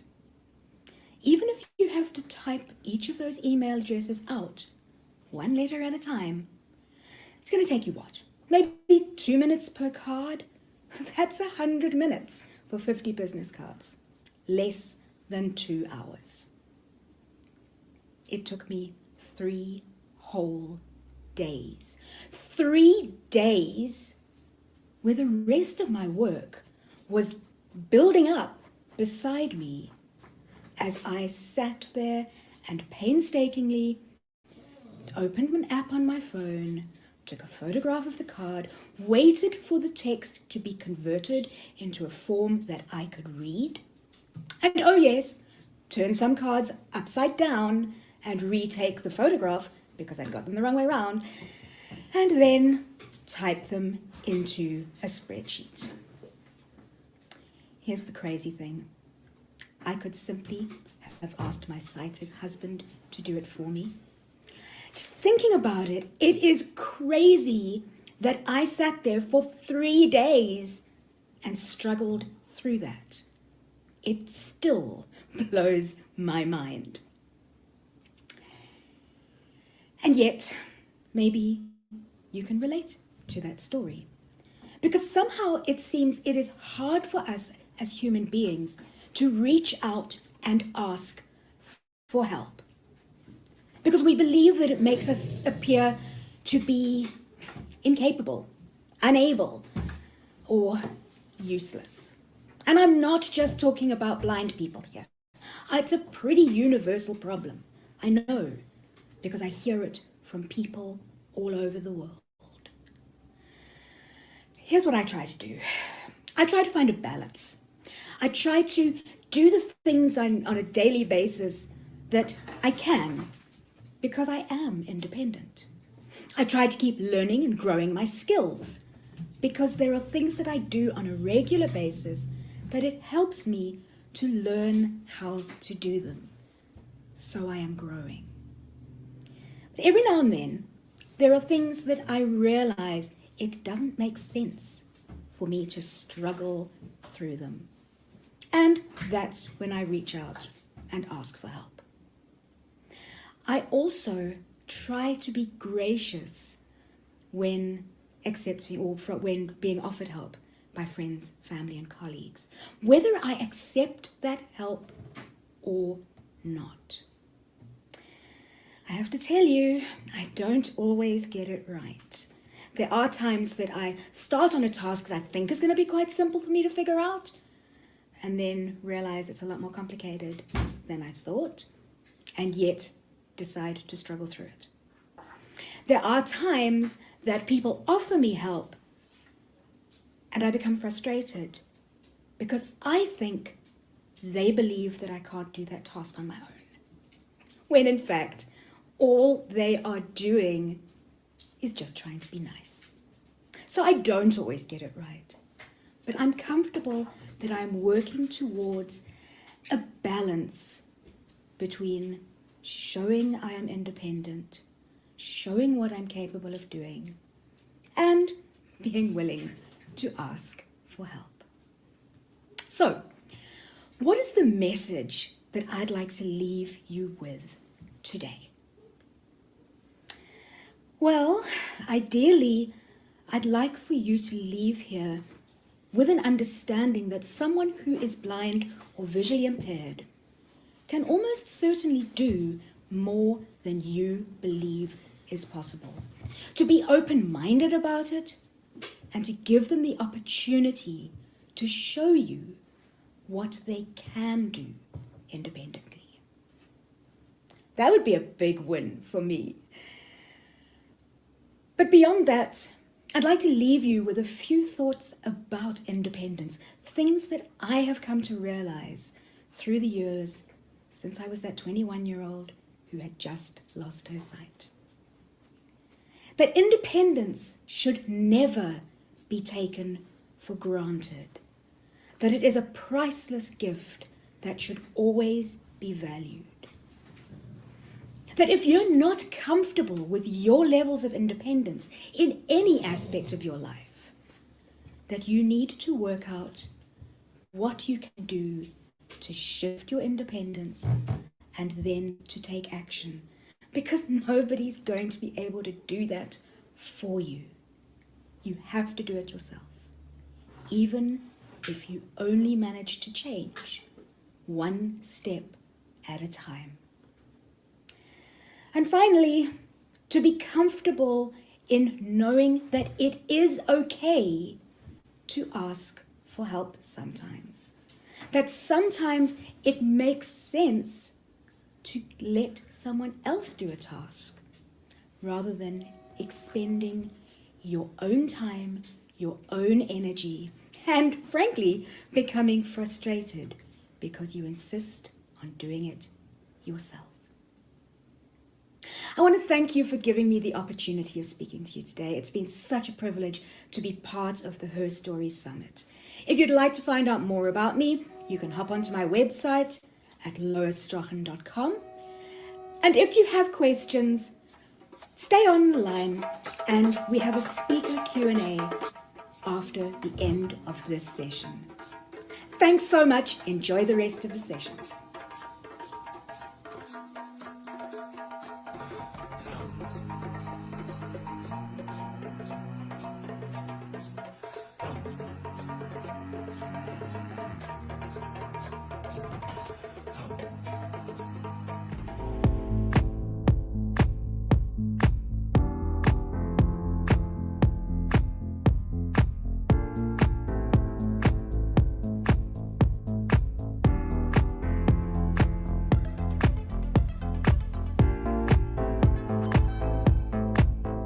Gertrude. Sally Galvin. Sally Galvin is my name, and I am from Perth, Western Australia.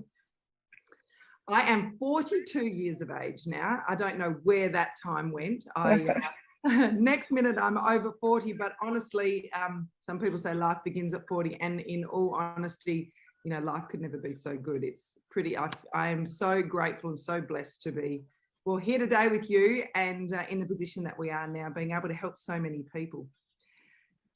Gertrude, my story. Okay, let's get into that. So I am a country girl. So I'm a country girl at heart.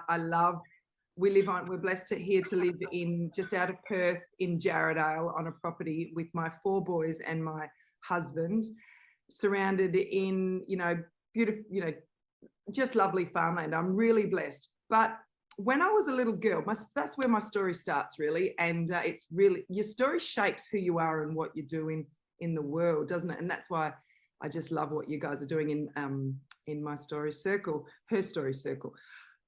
Is when I was a little girl, we grew up on a sheep and wheat farm in about 2 hours east of here, out in the wheat belt. And it was a big rural property.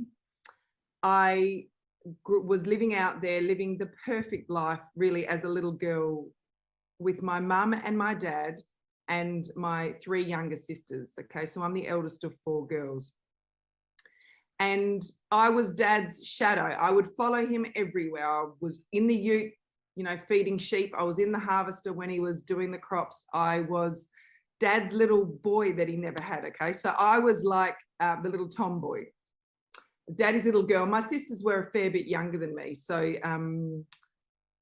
I really had the most, as far as any, you know, 8-year-old girl, my life was perfect. Mum and Dad were madly in love, and, you know, we didn't have a lot of money, but we just had a beautiful family circle. Until it wasn't. What happened when I was 8 was my father took his life. And you could just imagine the devastating, you know, when I think about it back now, I speak about this a fair bit, but as I go into, you know, say it all again, I relive it as I speak. And imagine a little 8-year-old girl and her 3 younger sisters living the perfect family life, with a father that was my idol, to then Mum and the 4 girls all on her own. So I was 8 when Dad died, and my next sister was 4, the next one was 2, and my youngest sister, Lizzie, was only 7 months old. And so Mum was actually from Zimbabwe, had come all the way over to Australia to marry the man of her dreams. They met in a European holiday, to marry the man of her dreams, live on a farm and have 4 beautiful girls. And then she was all on her own on the farm with the 4 girls. The strong, resilient woman that she is just picked up the pieces, moved us off the farm to a smaller farm just here where we live now in Jarrahdale. And she put one foot in front of the other, and like, what a woman, I tell you. My hair stands up on my arms. What a woman. She threw herself into us girls and opened up doors, and she led by example, which is the most powerful form of parenting, is to lead by example, and showed us girls how to pick up the pieces and carry on. And she crafted a phenomenal life for us. And I'm forever, ever grateful. Mum's passed away now as well, but forever grateful for Mum's leadership qualities, you know, like she just did a phenomenal job. So there we were, you know, Mum and the 4 girls, and she threw us into sport, or like we were passionate. We're all good sports women, and we all loved horses as well, because Dad's side of the family come from a long line of horsemen. And so we became good at our sport. We all played polo cross, which is an Australian sport, and all 4 of us have gone on to represent Australia, which is quite amazing. I don't really know, for a while there we had a bit of a record in Australia as the only 4 girls or four members of one family ever to play for the country. So anyway, that suicide just shattered my little childhood. It really changed and crafted the way that, really just changed the way the trajectory of our life. If you ever think, in terms of that, everything was carrying on and everything was fine. And then suicide raised its head again in my life, which was when I was 21. When I was 21, the man of my dreams at the time, whom I thought I was going to marry, took his life as well. And yeah, so for suicide to come up twice in my life like that, with men that are that were really close to me, like my dad was my idol, and the partner of mine, he was, at that point in time, I really did think that he was the man I was going to live with forever. And he took his life as well. And so I took off traveling.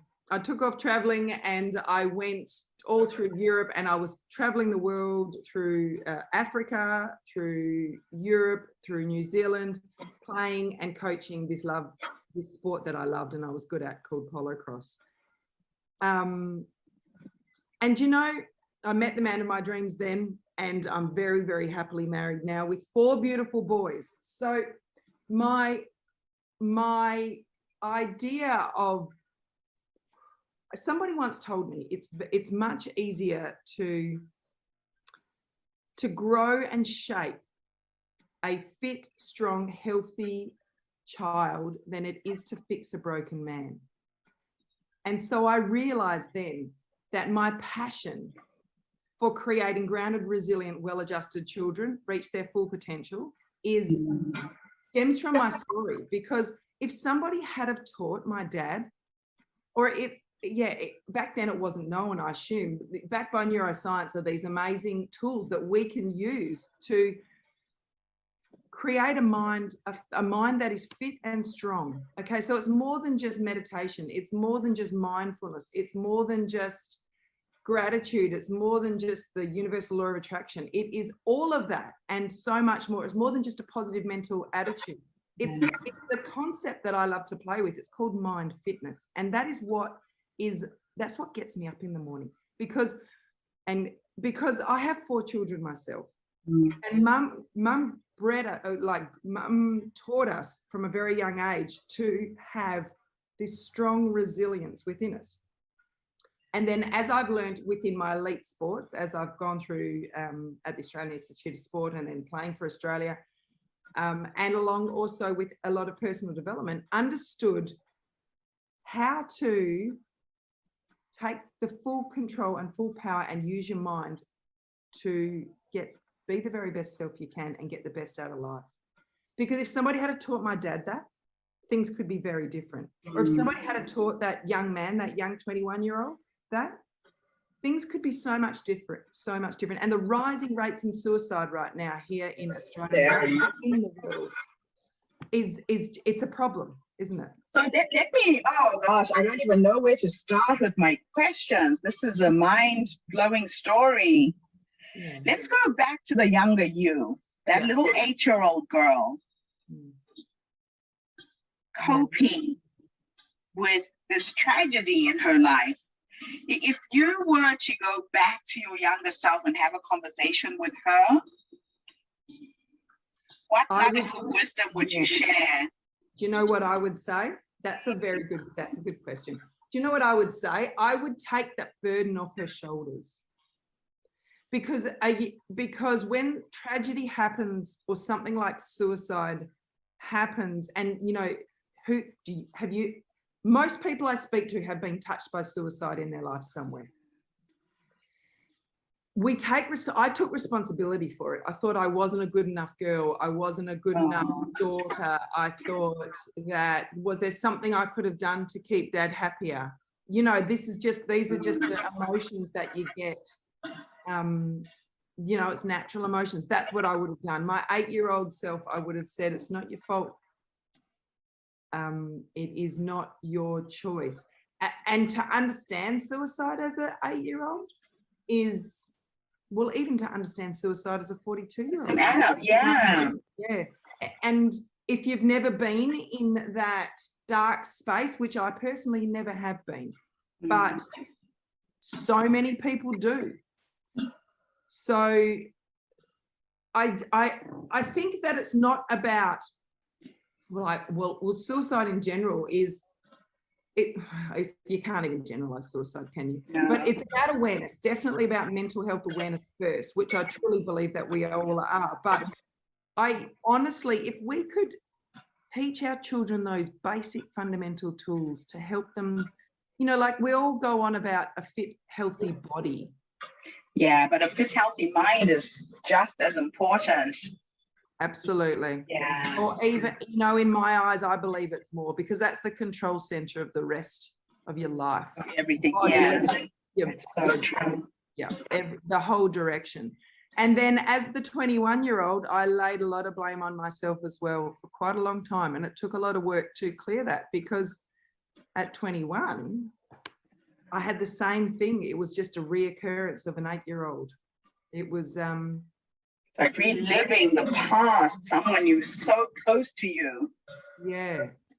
And to be left, I think I suppose I've definitely been working through some abandonment issues here as well. Yeah. Yeah. Everybody has their stuff, but if for suicide in men, it is such in Australia right now, and in the world, especially right now with COVID and everybody being isolated, the mental health, depression and suicide, we need to fix this, or we need to have a positive influence in this. Yeah. A little 8-year-old girl could have had her dad, if he had have known the power of, you know, of his mind. So he learned how to, some of the things that I've been teaching in these programs is learning to flip your thoughts or flip your power. So understanding or being self-aware enough to know when you're on the downward spiral. Yes. Just, you know, you and I ourselves on a daily basis, somebody with a naturally positive mental attitude, sometimes I can get up and be as grumpy as hell. Yeah.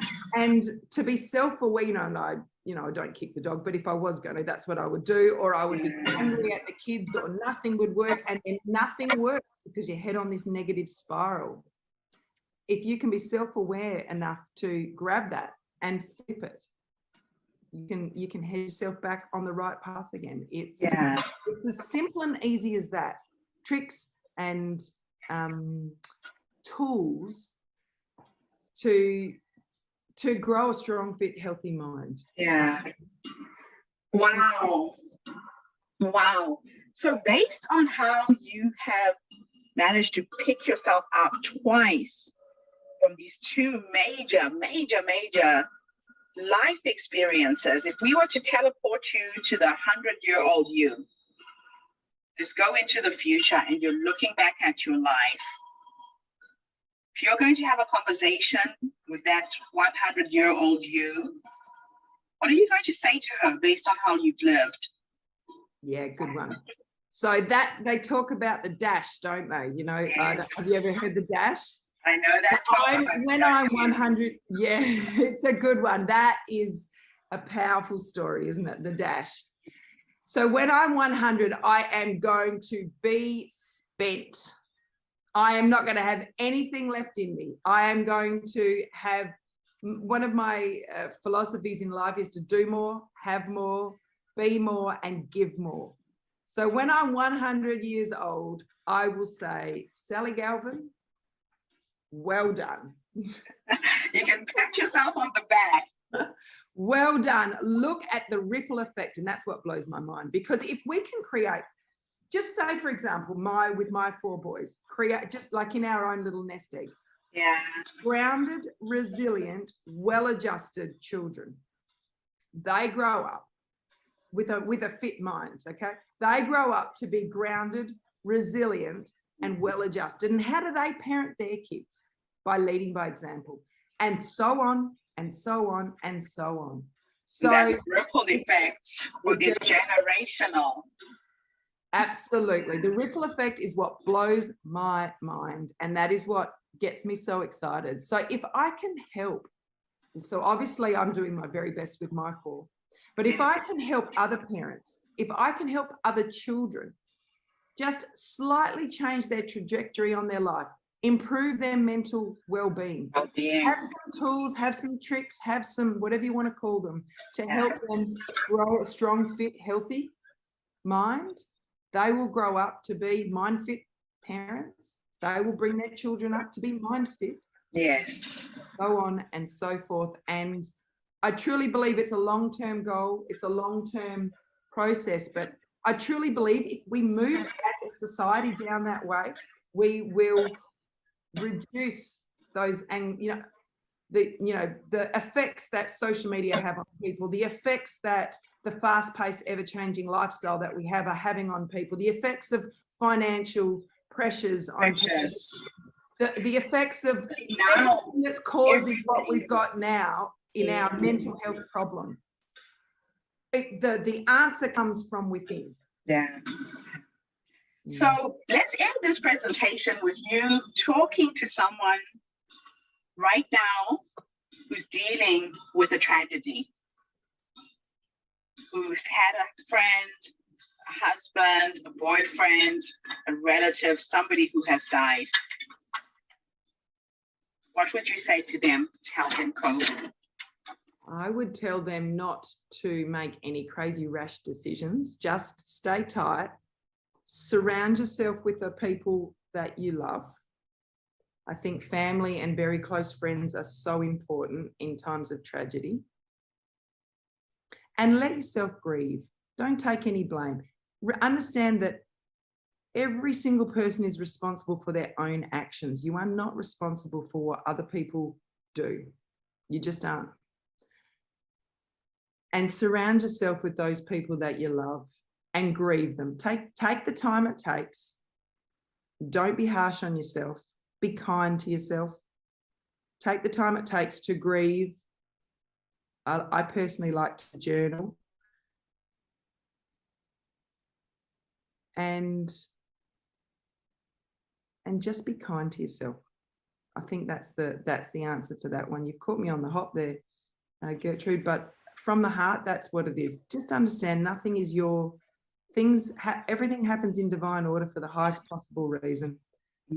Don't take responsibility for other people's actions, and surround yourself with people that you love and people that love you. That is a beautiful way to end our interview today. I can really feel that if somebody out there is in the middle of the fog, is experiencing this, you've given us some really beautiful tools to navigate your way out of that. So thank you so much, Sally. And wow, what an amazing story you've had. And I love the fact that you have galvanized that pain and you have transmuted it into something beautiful, into gold, really. Thank you. Healthy. Thank you very much. To cope with these issues. And thank you to everybody who's tuned in. Sally's going to be running a workshop. Tell us a little bit about that before we end. So the workshop will be aimed at parents and children. The workshop will be aimed at helping with some parenting tools to create mind-fit kids. It will give you some nuts and bolts on some of the top tools that I use on a daily basis, that my mother used, that have helped, and their rules of thumb, just to make sure that you're on track to, because everybody's different and every child's different and every situation's different and every parenting style's different. But there are some rules of thumb that if you've got them covered, you will create mind-fit kids. Wonderful. Absolutely wonderful. Thank you, Sally. Thank you, everybody. Tune in again when I come back with yet another amazing guest on the Herstory TV and the Herstory podcast. Remember that our next event is going to be from the 13th to the 24th of May. Sally is going to be one of our dynamic speakers. We'll be sending out the newsletter with all of the speakers, hopefully in a week or two's time. Have a great day, everybody. Thank you for tuning in.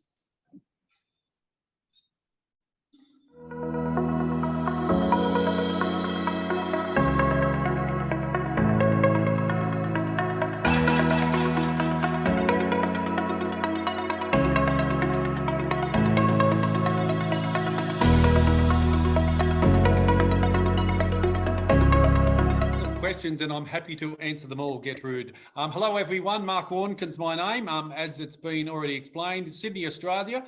5:30 here on a Thursday night, and Gertrude's a couple of hours ahead of me there in Wellington. My story is my birthday was yesterday. 54 I turned yesterday, so there we go. Happy birthday. Thank you very much. I got lots of messages across multiple of the social media platforms that I'm on.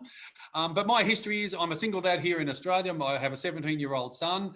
And I've been involved in the corporate business world, I suppose from a work perspective, I've been involved in corporate business sales for most of my life, well over 30 odd years, and still are involved in that in some aspects today.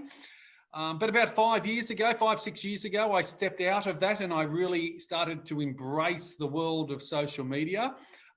Coming from a business sales background, I understand how hard it is for business owners and companies to generate leads and increase sales because, I've done that my whole life. And then I saw some of these amazing tools that the world of social media was offering for free, like LinkedIn and YouTube and Facebook and Instagram. These are amazing business tools for free. And that allows us to open up opportunities and do business with the world like we've never, potentially, had opportunities to do in the future. So, coming from that sales background, I saw what the possibility of social media was giving business owners and brands. So I've effectively jumped out of corporate selling, and I've got my own online coaching online business where I work with business owners and brands, and I teach them the fundamentals, the steps for generating leads and increasing their sales using social media. And I cover that across 5 of the main platforms. Yeah. So social media. Sorry, go on. I was going to say social media is a daunting thing for a lot of people. It is. A lot of small businesses are having to pivot, put their businesses online, and have no idea where to start. Correct. So if we had somebody listening in tonight who is like, which platform do I start on? Take us through a step-by-step process on how to make that decision. Where is a good starting point? And Gertrude, that question, which social media platform should I start on, is probably in the top 1 or 3 questions that I get asked from business owners and brands, and just people in general as well. So, and I answer it with generally, well, it all depends, because firstly, you want to be seen where your audience is. You want to fish where the fish are. But equally, you need to have the right bait as well. There's no use going fishing if you don't have any bait, because it won't work. Equally, if you've got the right bait, but there's no fish, it's not going to work. So that's, I suppose, a roundabout way of saying you need to identify who your target audience is, your target market.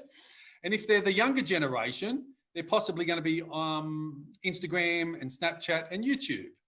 Yes. I'm around age 50 odd, not 54 now. But 7 out of 10 Australian adults are on Facebook. So that would generally mean 7 out of 10 business owners here in Australia are on Facebook as well. So if your ideal market is people around 40, 50, 60, then maybe Facebook might be the initial platform you start focusing on. And the third example I'll give that, if you're involved in corporate sales, maybe LinkedIn is going to be the platform that you should be diving into first, because that's where your corporate, your business to business, opportunity, your prospects might be hanging out. But while saying that, quite often you have a LinkedIn person who's on, a corporate person who's on LinkedIn during the day, but at home sitting on their lounge watching television, they might be scrolling on Instagram. Yes. Because remember, we're all human beings first. Yeah. And social media offers us so much, entertainment, information. Sometimes it's business orientated as well. So firstly, you need to identify where your target market is hanging out. And then I would say really start dominating on one of those social media platforms first. And then once you've dominated one, start spreading your message across maybe a second or a third. Okay, so you kind of have to really get your head around one platform and then migrate your way right across from there, correct? I would think that's the best way to do it, because if we try and spread our eggs, in too many baskets, initially, you end up becoming too thin, or your presence, you're really not cutting through on one of the main platforms, and that's what I would suggest. Now you can do it whatever way you want. These are just my suggestions, and I've done that completely. I sort of did that with LinkedIn and then YouTube. Right. But yeah, try and master one. Really, really become dominant on that platform, in your industry, in your niche, in your product or services. But quite often you can quite easily, spread that message across another platform really easy. Now, to give you an example, you can post from Facebook to Instagram at the same time. Yes. So it's sort of like, okay, well, if you set things up correctly and you're really strong on Facebook, why not create an Instagram account and start posting to that at the same time? You're doing the work on Facebook, just tick the little box and it starts going to Instagram straight away. Okay.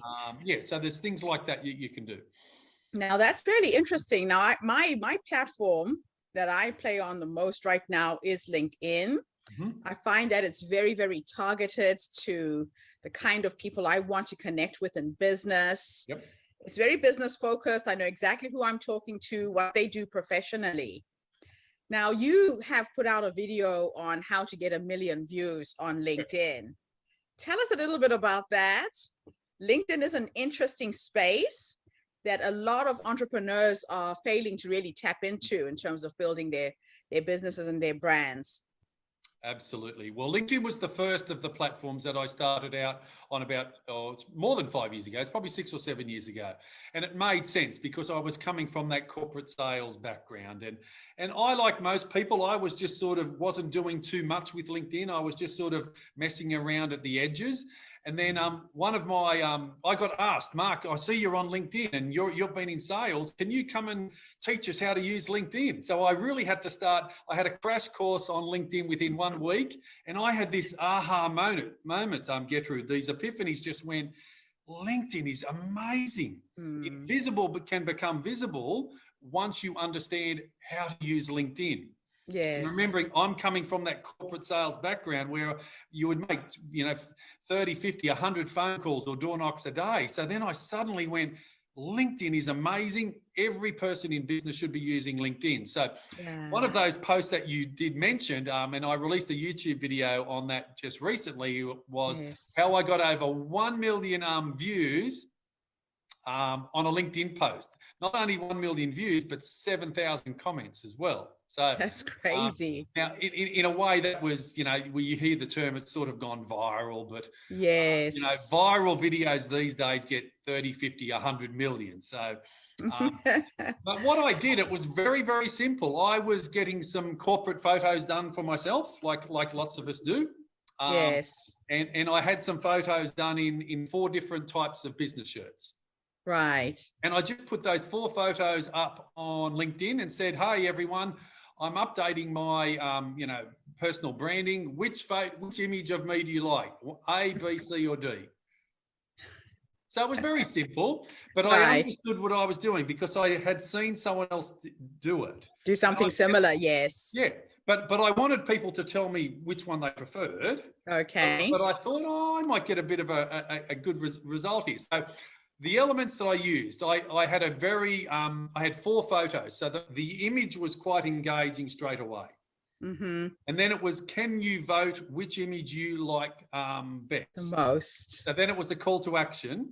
Yes. And then I made the response easy. A, B, C, D. Okay. I didn't have to write anything. It was just A, B, C, D. So I put it up, and then I remember before I went to bed, and it was like, I'd had like 15,000 views on that LinkedIn post. And I went, and I'd had like 200 or 300 comments already. And I went, oh, okay. And I was busily responding to them all. And, and then in the morning it had 170,000 views. Oh, wow. And then 1,000 comments. And by the end of the day, anyway, over about 2 or 3 days, over 1 million views. And this is the power of social media, because people started sharing it and liking and commenting. Other people in the LinkedIn network, other people in the LinkedIn community started seeing Gertrude commented on Mark's post. So people in your LinkedIn network saw that you start to share it. Yeah. So, and that's the power of social media that it makes me so excited is, I did that post once, didn't go to too much effort. I just plonked up 4 photos. Yes. And from that, my LinkedIn network absolutely took off, and I've been able to replicate that a few times. But there was a little bit of luck in it as well, I suppose. Yeah. And now the world of social media is a lot busier. That was about 5 years ago, that one. The world of social media is a lot busier. And to get cut through, we need to all work harder and smarter. Yeah. Now, I noticed that you really know how to optimize your LinkedIn profile to draw attention to the things that you're doing. A lot of people will just put on their CV. Correct. And yet you have done some very strategic things. Let's go a little bit into that as well. Correct. You are correct. And equally, so do yourself, Gertrude. I had a look at your profile. Your LinkedIn profile is pretty good, and I will refer to that one because it is a good one as well. I do. So basically, in the world of social media these days, we need to stop the scroll. We literally have seconds to stop the scroll. Capture the person's attention. Yeah. This is, well, not even on the world of social media. If you're scrolling the morning news feed, if you're on Google, whatever it is, if you're on YouTube, Facebook, LinkedIn, whatever, no matter what you're doing on your device these days, we have to stop the scroll because people are so quickly go through. So we need to stop the scroll in a few ways with an eye-catching image, whatever it is. Now, if it's you in your business, make it business professional, reflecting you and the job that you do. So if you're a corporate personal trainer, you want to look like a corporate personal trainer. Yes. You want to be there in a polo shirt. You want to make sure that you're looking fit and healthy. And your professional headline underneath that might be helping busy business professional in Wellington get in shape. Okay. Or, if you were, for myself, I've got social media trainer, speaker, expert, helping, actually now I've got to remember what it is. I change it sometimes. Here we go. Oh, no, here we go. Social media trainer, speaker, expert. Yes. So people go, oh, social media trainer, yeah. Helping business owners and sales teams stand out and grow their sales using LinkedIn, YouTube, Facebook, whatever. So when someone's scrolling past, they might go, oh, we like the look of Mark. He looks clean cut and friendly enough. He's a social media speaker and expert, helping business owners stand out and grow using LinkedIn, YouTube. Hopefully they've seen that within 3 to 5 seconds. It stopped the scroll and they've started to engage with me more. They've gone, okay, Mark, you've got another 20, 30 seconds to impress me. Yes. But equally, Gertrude, I want to just mention yours as well, because you do some great things as well. You've got great eye-catching cover image. Sorry, I forgot to mention. Banners is your real estate, right? That's right. The banner image, the cover image. I should have mentioned that one first. You've got a great photo of you actually speaking on stage. Yeah. And then you say, I help speakers, authors, coaches land a TED Talk. Okay. Perfect. In some ways, that's all you need to say. But you get more real estate, so why not take advantage of it? Yes. But yours is perfect, like your elevator pitch. What do you do, Gertrude? You might say, I help speakers, authors, and coaches, Mark, get a book for TED Talks. Yes. Okay. Oh, that's cool. Yeah. That's cool. I then go, well, how do you do that? And you'll say, well, what I do, Mark, is I have this and I do this. I have strategies and, blah, blah, blah, blah, blah. And yeah. Then you can give them the roadmap. I love that. So optimizing your profile for success is the absolute key, because if you've got a bad looking LinkedIn profile, people won't stop and you'll be invisible. Even stop. Yeah. Now, the power of video. I've noticed that you use video a lot. Yes. You've got an amazing YouTube channel. By the time I got to meet you tonight, I felt like I knew you. Because I watched quite a few of your videos, right? Excellent. So videos give you instant credibility in terms of you as a professional. You are talking about what you do, and I kind of sense that you really embody your knowledge just through the videos that I watched. But again, a lot of people don't know how to optimize their videos. Let's go into that a little bit. Yeah. Okay. Well, you are correct. Video is the most effective way for us to promote our business or brand. 70, 80% of content online is becoming video content. Now, Yes. this is just video content in general, whether it's on YouTube or whether it's on Google or LinkedIn or Instagram or Facebook, whatever. Video content is the future. It is not going away. So my tip for everyone is learn how to create videos that help promote you, your business or brand. It is not an option anymore. You have to do it. If you don't do it, your competitors will, and you'll get left behind. So yes, optimizing videos and things like that. Okay. People then say to me, Mark, well, look, I don't know what videos to create. And I say to people, that's okay. What are the top 3, 5, or 10 problems you solve for your customers? And they go, oh, well, that's easy. I help them with this. I help them with this. I help them with this. I help them with this. And I go, great. There's 3, 5, or 10 videos ideas straight away. Okay. And then they go, well, how do I know whether they're any good? And I go, well, time will tell whether you do a good video. But the first, you have to come up with ideas. And I always say, what do you do? What problems do you solve for people? Yes. And people go, well, I do this. I go, come on, you must be more than that. And then they go, yeah. And then they go, and I say, you should be able to come up with 20, 30, 50, 100 problems or 100 things that you help your customers with. So I love that. There you have your big list of ideas. Okay. Then you need to now record them and edit them and upload them to YouTube. But the key for every video is the first 3 to 5 or 10 seconds, just like stopping the scroll. Remember yes. It's all about stopping the scroll. It is so much more in video because someone's going to watch your video and they've got their finger here going, I'm going to click stop or move on. You literally have to grab their attention. And I'll show you I'll give you a few examples on how you can do that. So let's just say your speciality is stopping dogs barking. Let's just say that. Pretty universal. Most people can get it. So if I teach people how to stop their dog barking, I might open a video like this. Are you laying awake at night with your? Let me say let me try something different. Are you struggling to get your dog? Hang on, let me find. Here we go. I put myself on the spot. Struggling to stop your dog barking all day and every day? Well, stay tuned because in this video, I've got 5 simple tips that you can take action on straight away, and they're coming up right now. So the person who's watching my video is seeing the not going to exit. Yes. No, yeah, that's right. Because the only people most likely watching my video, they're wanting to stop their dog from barking. Yes. So again, struggling to stop your dog from barking at nighttime. Stick around because in this video, I've got 3 simple tips that you can start implementing right now. So people will go, oh, I need to know those 3 tips. Yes.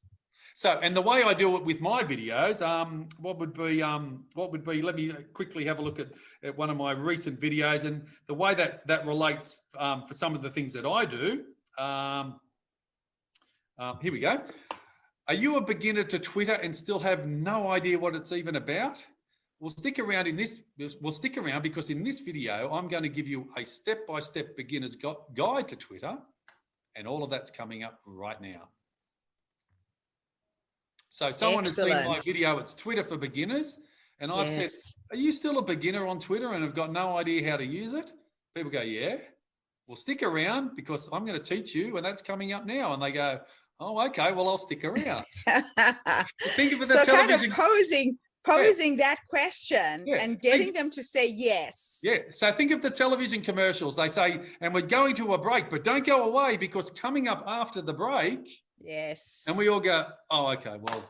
They'll keep you hooked. Yeah. Keep you hooked. So that's the keys to come up, with your thumbnail, your title, but that first 3 to 5, 10 seconds, you need to start giving people straight away.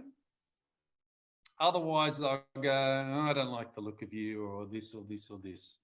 Because some people will ramble on and give an introduction and say who they are, and that's actually very off-putting. Yep, and I've made that mistake as well, because going back now, I've got 115 YouTube videos now, and my first 50 videos, I rambled a bit at the start because I saw other experts doing that as well. Doing the same thing, yeah. But I have a look at the YouTube analytics, and the drop-off rate, people just drop off straight away. Yes. Right? And I've had comments, get to swear word point.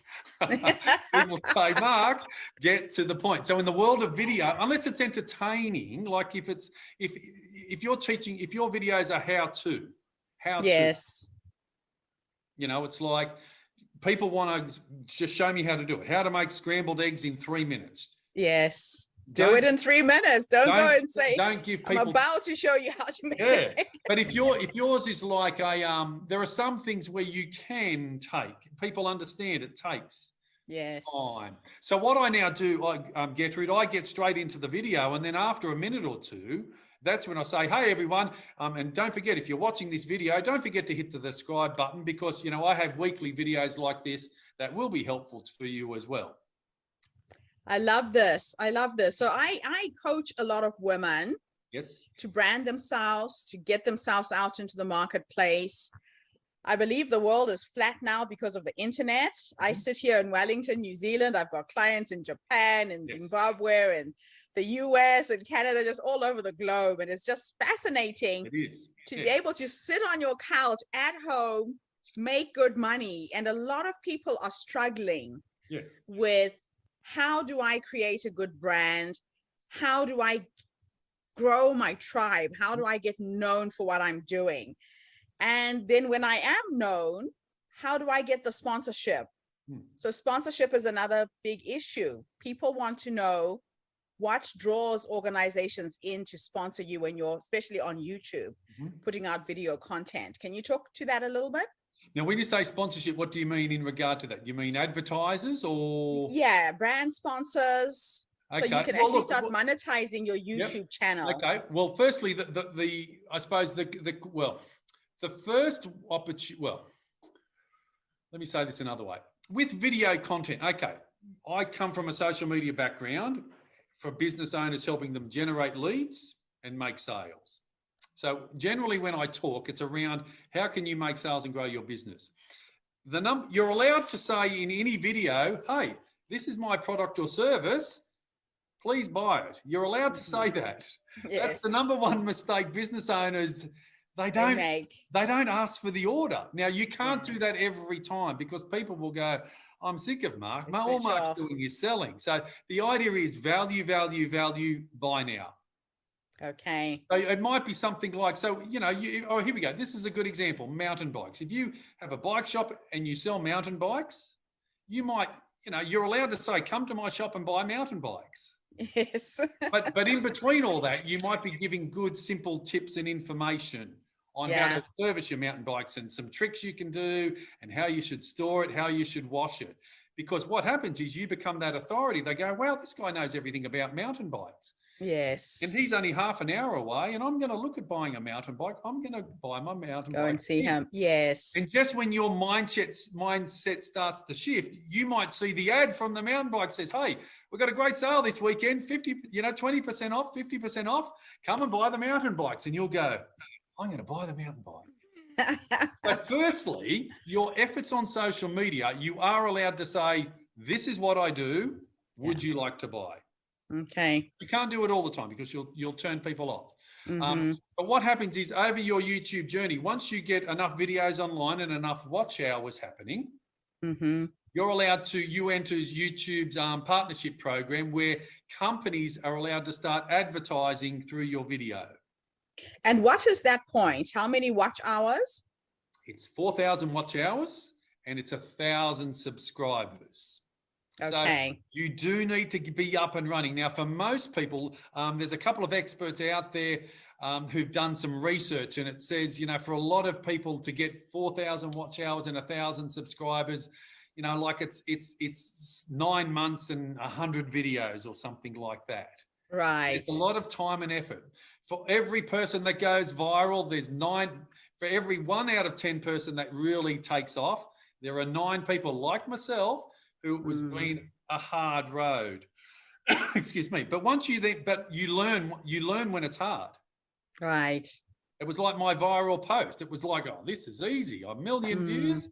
I've only been able to replicate that a few other times. Right. But yeah, the idea is that, you know, on video content, I say to people, record a video every day and upload it to every place online. Because in the next 30 days, guess what? You'll look back and go, oh my wow, look how much I've done, because it's practice, practice, practice. Video is not going away. Yeah. Business owners, influencers, brands, whoever dominates video the best will win. And dominate it, I mean, by quantity of content, information, entertainment. You know, you could be the mountain guy, you could be the mountain shop guy, and you know, you do teaching how to fix your bike and how to clean your bike and how to jump over off ramps. It's entertaining. And then you might say, hey, you know, have a look at my bike shop. We just got another shipment today. We've got 130 of these new mountain bikes. They're normally $1,000. We're selling them all this weekend for $750. Come into my shop and buy now. I love this. So how do you help people, Mark? Let's say, for instance, I came to you. Yep. I've got a whole bunch of videos on my YouTube channel. They're not in any specific order. And I know I need to go in and clean things up. Clean all of them up. Basically, I work as a business coach, and I work side by side with my clients, generally over a 12-month period, where we can, you know, get continual improvement happening. Because going back a few years ago, I would work for people and give them a few sessions. I would give them the tools. Well, let's go back to that fishing analogy. I would give them the fishing rod. I'd give them the bait. I'd tell them where to go fishing, and they wouldn't do it. Nothing happened. Yeah. And they wouldn't. They'd do a little bit. Yes. Then they'd stop, and I'd say, "Why did you stop?" And they went, "I didn't have time." And I said, "You have to make time." So I used to work with people just a short time, and I'd give them the tools and they wouldn't use them. So I changed now. I like to work with people over a 12-month period where we get incremental growth. But I then only work with select people. I ask them, you know, what, as a commitment, out of 10, how committed are you to mastering and learning social media? Yes. So I really only work with committed business owners and brands now. Yeah. Yes, I do have some programs where people can still buy, and you know, it's all up to them to do it. Of course, I have that, because it would be silly not to. But basically, I work with them as a business coach, where I identified what their knowledge gaps are, and we work doing that. I teach them, I coach them, you know, step by step. Yes, step by So step. you're almost like an accountability partner. You hold them to the goals that you set. Yeah, because otherwise I've seen it, and we've all seen it. We've all bought a program for $97 or $297. And not done anything. And not done it. And because it's the $97 or $200 is a lot of money, but it's, for most people, they go, well. Yes, it seemed like a good idea. But the idea, you know, if you make the investment more for people to get in, but you then work with them for a long time, they see the value. So the money doesn't become the issue. It's like, yes, am I going to change the way I'm doing business in 2021 to embrace social media? And if people say, well, I don't know, I go, it's not the right time for you, Robert. It's not the right match. Yeah, and it's interesting that ever since I pushed up my fees, the people who pay the most are most committed to getting it done. Yeah, that's right. It's like you know, what is it? When you burn the escape boats, you're committed. Yes. So that then means, yes, I say to people, I say, look, I had a gentleman the other day. I said, look, where you're at, Philip, I said, where you're at, just have a look at my YouTube videos. Yes. It's all I've got there. Where you're at, you can watch my YouTube videos for free over and over again. If you then need more help, let's have a further chat to see whether we're a good fit. We're a good fit. Because I only now work with committed business owners. And he went, oh, I'm not committed. And I said, most people aren't. Yeah. Yeah, Most I people- love that, because this is a good tip for anyone who's listening, who is a business coach, who's out there looking for new clients. You don't want to set yourself up for failure by taking on clients who aren't committed. So you're about results, you're about success. But I like most business owners, you know, early on, any sale was a good sale. Because I was learning as well. When you teach people, you learn. And as I said, I do have low priced programs where people can buy, and essentially it's an online course where they do it themselves. Yes. And I explain that to them. I say, hey, look, this is what you're getting, and this is all you need. Yeah. If you're really, really committed, I'm giving you everything. Yes. But it's like, here we go. It's like, this is a good example. We can all sign up to the gym and go to the gym on our own. Yes. But some people then were happy to pay a personal trainer extra. Yeah. Because to get the job done. They need that. So for all of us, we might pay $50 a month to go to the gym, and you can go as many times as you want. Other people will pay $50 a week to work with a personal trainer. Yes. Because it's just their mindset, where they're at, how much help they need. Yeah. So how can people find you, Mark? This has been a very fascinating conversation. They can find me on LinkedIn, YouTube, Facebook, Instagram, Twitter. Okay, awesome. And you can message me on any of them. People say, Mark, where's your website? And I go, LinkedIn, YouTube, Facebook, Instagram, Twitter are my websites. I don't have a website. I don't need a website. Yes. Awesome. Thank you so much, Mark. This has been my a pleasure. fascinating conversation. And thank you to everybody who's tuned in. I told you we will be bringing on professionals who can help take your game from where you are to where you want to go. We're going to persuade Mark to run some workshops during our webinars and our seminars. So stay tuned. And if you want his contact details, by all means, inbox me. This is Gertrude Matcha here in Wellington, New Zealand. Have a fantastic evening wherever you are in the world. Bye for now, and thank you, Mark. Thank you. Cheers.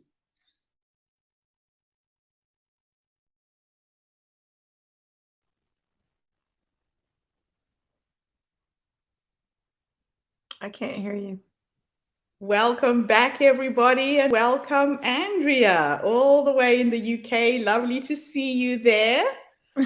I'll just do a quick recap on the speakers that we had in a row. We had Lois in South Africa, the amazing woman who's visually impaired, who was talking about independence and how she took her independence for granted before she became blind due to diabetes. And now she is really living her life in a very unique way, doing as much as she can, fully functional despite the disadvantage of not having her sight. So Lois, thank you so much. And the reminder that you gave us all to ask for help. How many times do we hold back asking for help from those around us when we know we really need help? Lots of lessons in your presentation.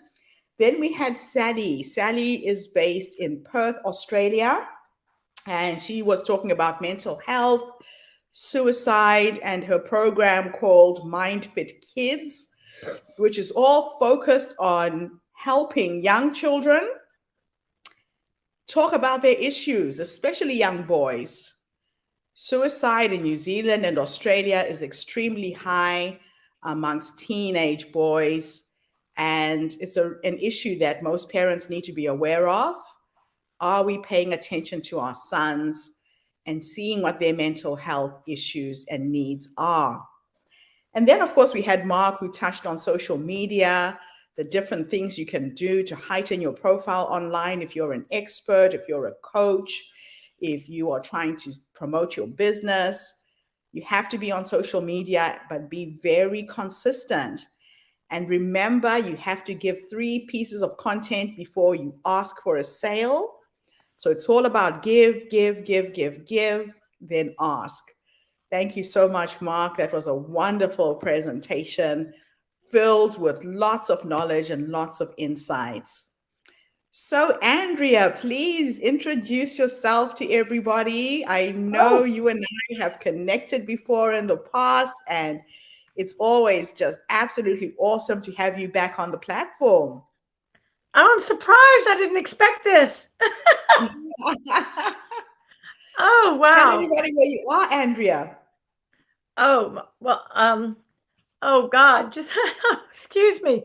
Um, I'm Andrea. My name is Andrea Brown, which is my stage name, obviously. My real name is Andromache Georgiaitis. I was born in the United States from Pensacola, Florida, but my family's from Greece, from Island of Skopelos, where they made the movie Mamma Mia. And wow, I met Gertrude. We met in Dubai about 15 years ago, where I had the good fortune to be living and following my dreams, singing my way around the world and living there. And I was very, very gifted to, or I say honored that was invited to one of your presentations, one of your book uh, presentations where you were speaking and telling everybody, and we clicked, we connected. There was something that we just clicked. It was just like this automatic ping, and we just clicked. And you love to sing as well. And as we were talking about today, we met in Dubai, and ever since then we've been connected. We've been clicked. It's always fascinating for me to double back and reconnect with all of the magical people that I meet along my travels. As you might know, I've been to 56 countries. I don't know how many towns, cities, villages in between. And when these magical threads come back and I reconnect with people, it's just so inspiring when we reconnected through Facebook very recently. I love that. I love that because, like yourself, I've only been to 33 countries, but I've spent so much time, like in Italy for 8 years, so being in so many different parts of the world. But I like to say that, remind people of Gandhi when he was rolling his silk to make his own garments. And I think that that's how it is when you're walking in the street, when you're wherever we go. There are these threads of silk that are going constantly, and if we're not, and we're luckily we connect, we click, and we manage to maintain and have that bond, and we connect and reconnect and we stay together. I am hopefully very soon going to start writing my book, start my books. We keep talking about it, but I think this is probably our year to really get into it.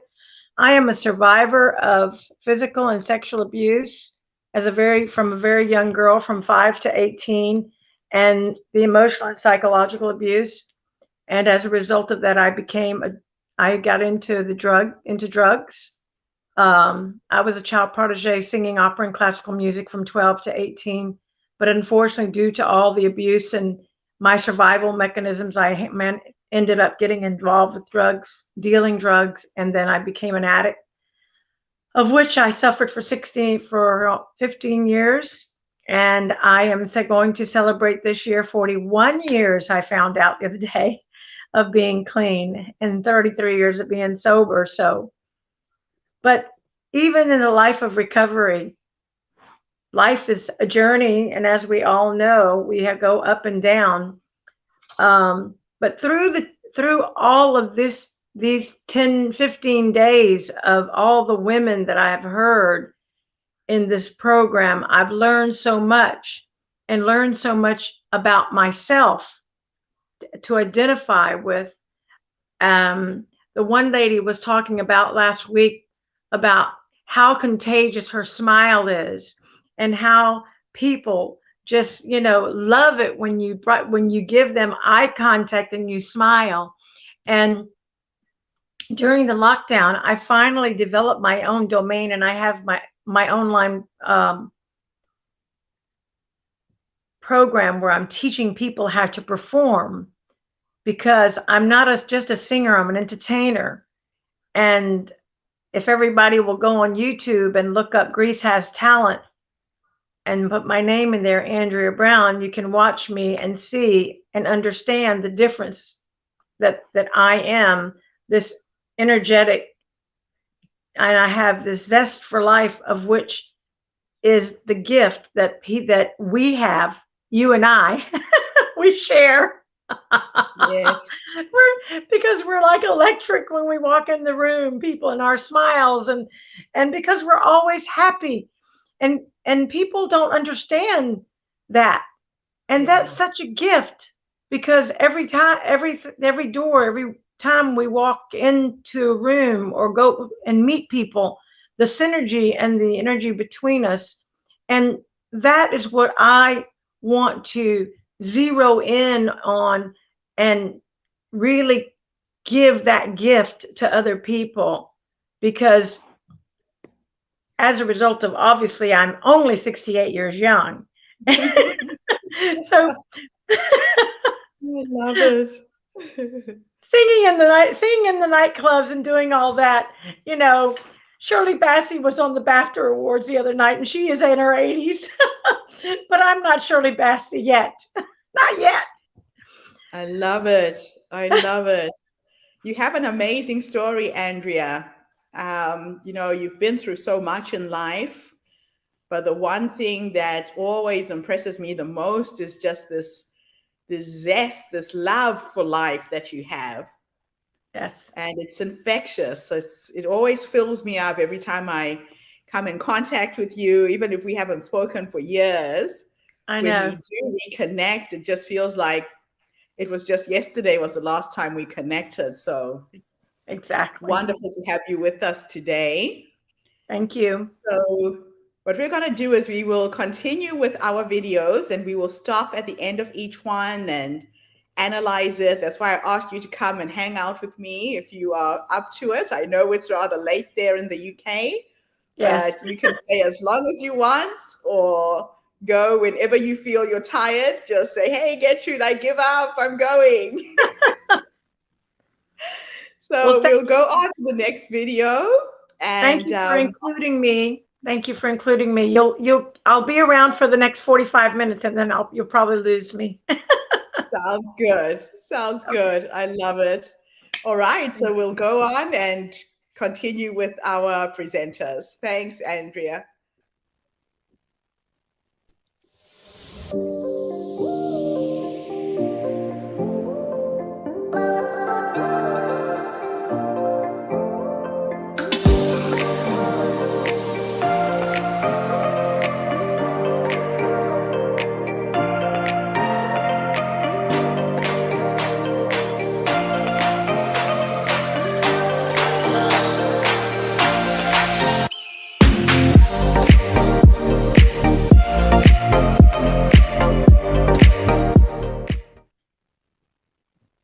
I'd like to share a story of a little lioness. I was about 6 years old, holding a glass of milk in my hand, all dressed up, ready to go to school, and my parents were in a rush to go to work. All of a sudden, I dropped that glass of milk. Milk was all on the floor. I was frightened. I knew I was going to get smacked. What I didn't know is that event would set up a chain of events that would shape my future. It would create a belief that would limit me in the future. I'd love to share more about that story. For now, let's fast forward to 2011. I was born and raised in India. In 2011, I got married and moved to Australia. I was so excited, starting a whole new chapter in my life. I was excited at the same time nervous. I didn't know anyone but my husband, but I was so excited to a whole new adventure. So I came here to Perth, Western Australia, and without much struggle, I found my first job. It was in a beautiful small recruitment company. I was so excited and so pumped. So in the beginning, it was fantastic. I used to walk in and everyone used to speak their lingo, and I tried really hard to fit in. And people said things like, I'll see you this Arvo. And I'm like, yeah, sure. And then I would go off and Google what that meant. Slowly, I tried to fit in. And I remember this incident. In the beginning, my boss was really friendly and very loving and caring. But slowly, I started seeing a different side to her. One moment she would say, how was your weekend? And then the next moment she would just snap for no reason. I'm not talking about discrimination here. And it was not just because I was Indian. It was her nature. She did that with everybody. In the beginning, I used to smile, but I used to get scared. Slowly, I started losing my confidence. Out of fear, I stopped speaking up at work. I clearly remember walking out of the office, standing close to the bus station. I was looking at people and smiling, but inside, I was feeling so lost, stuck, and powerless. As I left that bus station and went right in front of the train station. I remember it was a crowded evening. There were so many people outside. The train doors opened. I was literally pushed into the train because of the crowd. I was standing by the pole, holding the pole, looking at people around me. Tears were rolling down my eyes. I was surrounded with so many people, but I felt so lonely. People were looking at me. I was thinking in my head, what is it? Is something wrong with me? Is it me? Are they judging me? Or is it my curly hair?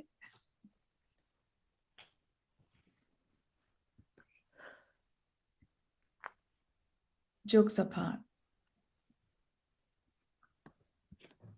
I felt with so many people surrounded by me, I felt I was sitting in a corner, all crawled up, in a dark room, having no hope whatsoever.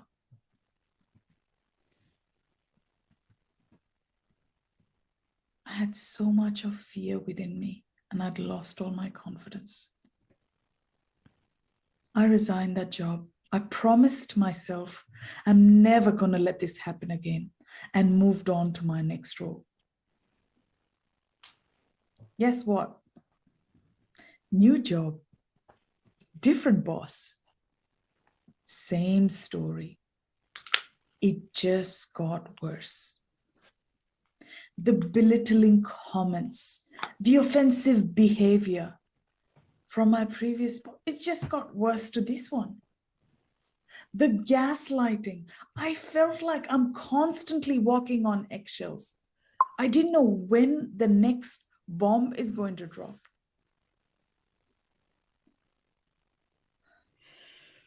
I remember with my next job, in the beginning, it was great. And as all these things started piling up and it getting worse, it hit my confidence big time. I remember it was around Christmas time. I came home from a really exhausting day from work, giving my 120% at work. so tired. I walked into the house and where my husband and my daughter were playing in the pool. They were having so much fun. I remember walking down the pool, standing in front of them, looking at them, looking through them. My mind was completely blank and I was filled with fear and anxiety. Thoughts were running 1,000,000 miles an hour. And my trust, I wouldn't even trust my own shadow. I had so much, I felt so insecure and unsafe. I didn't feel I could speak to anyone. I felt that the whole world was against me. You know, sometimes in life, the situation keeps repeating itself until you learn the lesson.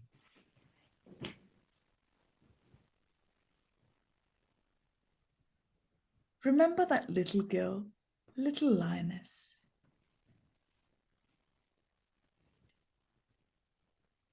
That milk incident was a defining moment for me. I was scared of making mistakes because I believed if I make mistakes, I'm a failure and I won't be loved and liked. And mind you, this is not a conscious thought you run. 10% of what comes out is from your conscious mind. 90% is in your subconscious mind. Yep. So when this incident occurred again of being, because of the feelings I felt, I knew there was something that had to change, and that something had to be within me. And that's when I started on my own healing journey. And when I got coached, I realized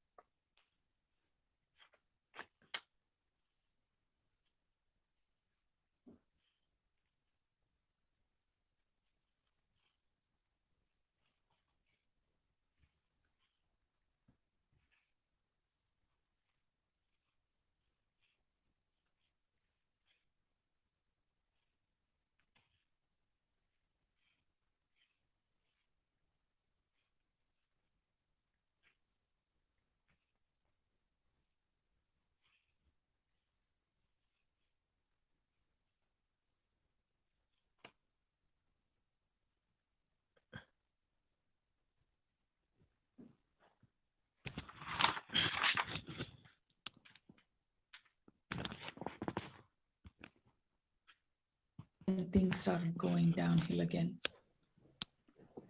I worked part-time, doing a full-time job. The relationship with my boss and I was really not okay.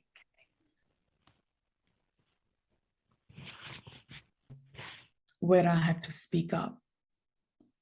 So I spoke to my HR and I wanted to raise a complaint. But the fear felt so real. I would rather resign the job and run away than speak up. I remember walking out of the office, standing below a tree, trying to write an email, raising my concerns about my manager. It took me 4 hours to raise my concerns, and I don't even think I made any sense when I look back at it. The day arrived when I had to meet my manager. I would rather resign than speak up. Fear felt so real, so real. I felt I was going to die if I speak my truth.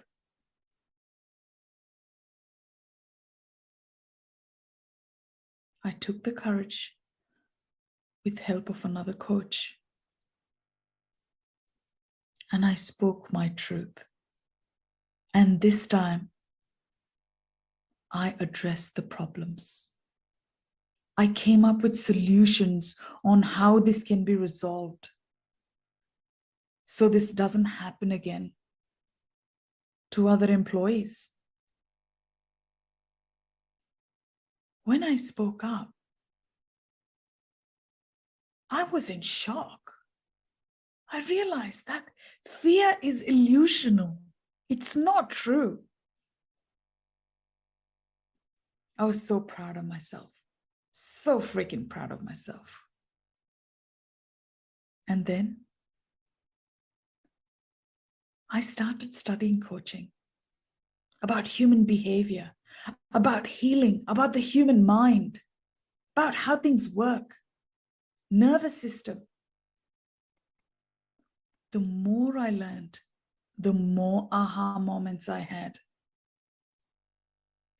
When I did my personality test, I realized my strength is I'm a people's person, and I was doing a process-oriented job. No wonder I felt drained every time I got home.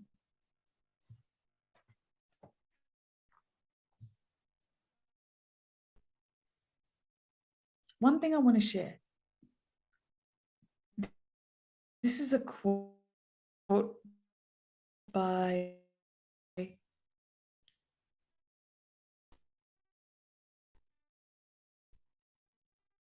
Einstein. Everyone is a genius. Every single person is a genius.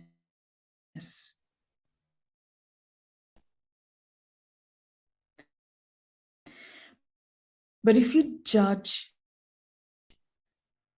the fish by its ability to climb a tree, it will live its whole life in that achievement. You didn't know what I was good at.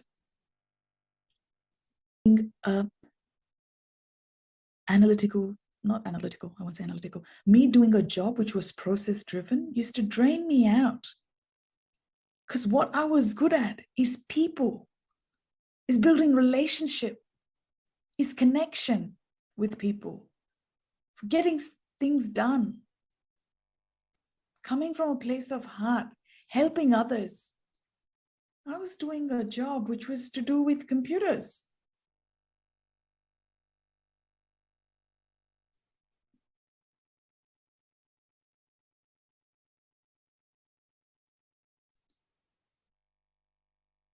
Then I realized it was time for me to move on. I resigned, middle of pandemic, not having a backup plan. I truly wanted to help and heal that Suhani who felt stuck, powerless, and lonely in that situation. I wanted to help her. I'd done so much of my inner work on myself, so much at this point of time. And I thought I'd nailed it.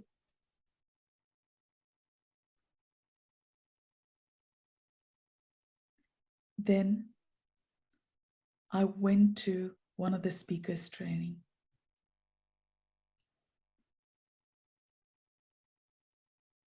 That's when I remembered why I had this relationship of making mistakes, why I had this passion, this belief about me that I am a mistake, that it's my fault, and why I was pleasing. I was a people pleaser, and I was scared so much of authority. It all came true. It wasn't the milk. It wasn't the rest of the events.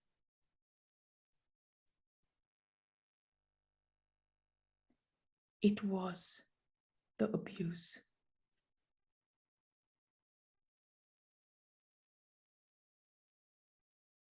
When I was a child,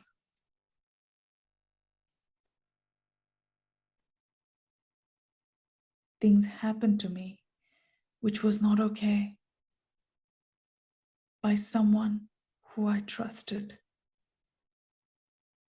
so deeply. What could I do? How could I trust anyone else? I thought I was at fault. I thought I was the mistake.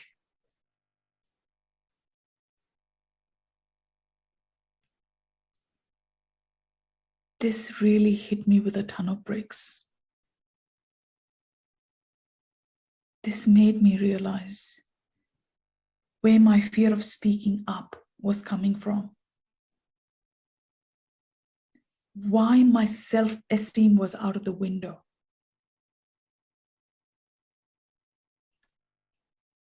And why I felt like I was so scared of authorities. And then I got the courage and spoke my truth. I looked into this person's eye and I said, what you did was not okay.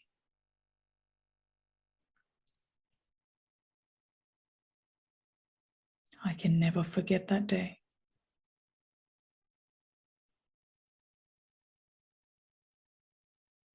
No wonder I felt all those things at work and with people.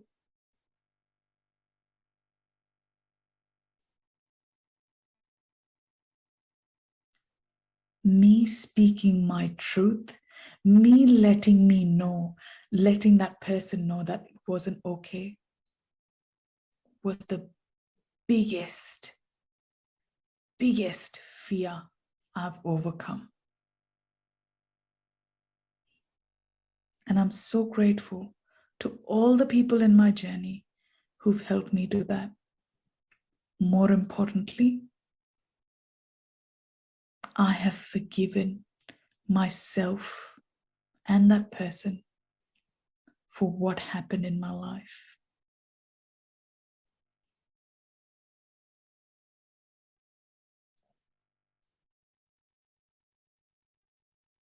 This is my journey from being powerless to being an influencer, to influence my own thinking, to influence my own being, to influence who I am and what I want to be today in this world. I would love to leave this with you. My message is everyone has the right to feel safe. Feeling safe is an inside-out job. Yes, things happen. People do things. Yes, it's not okay. But you know what? Everyone, no matter how painful your past is, you can heal from the past. You can choose a new story. You can decide that you, my friend, are in control to write a whole new future. Build a limitless life of potential. Be bold, be brave, be unapologetically you.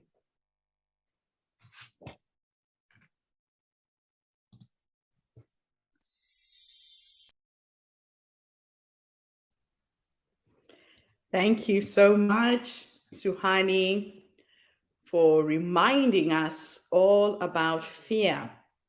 They say that fear, the acronym is false evidence appearing real. A lot of times we are fearful of things that aren't really there. And we hold back. We hold back all of our lives to do the things we want to do. We hold back out of fear of embarrassment, of shame, whatever it is that is holding you back. Feel the fear and do it anyway. And it's quite interesting how Suhani managed to trace back to the origin of her fear, which was a childhood abuse situation that she managed to address and now has moved on with her life. So thank you for sharing your amazing story with us today. So that's all we have for the online summits today. I will be back again tomorrow on day 17 with more amazing speakers from all over the world. In the meantime, have a fantastic day, morning, evening, wherever you are in the world. I will see you all tomorrow. Have fun and please share this video, spread the word with all of your contacts and friends.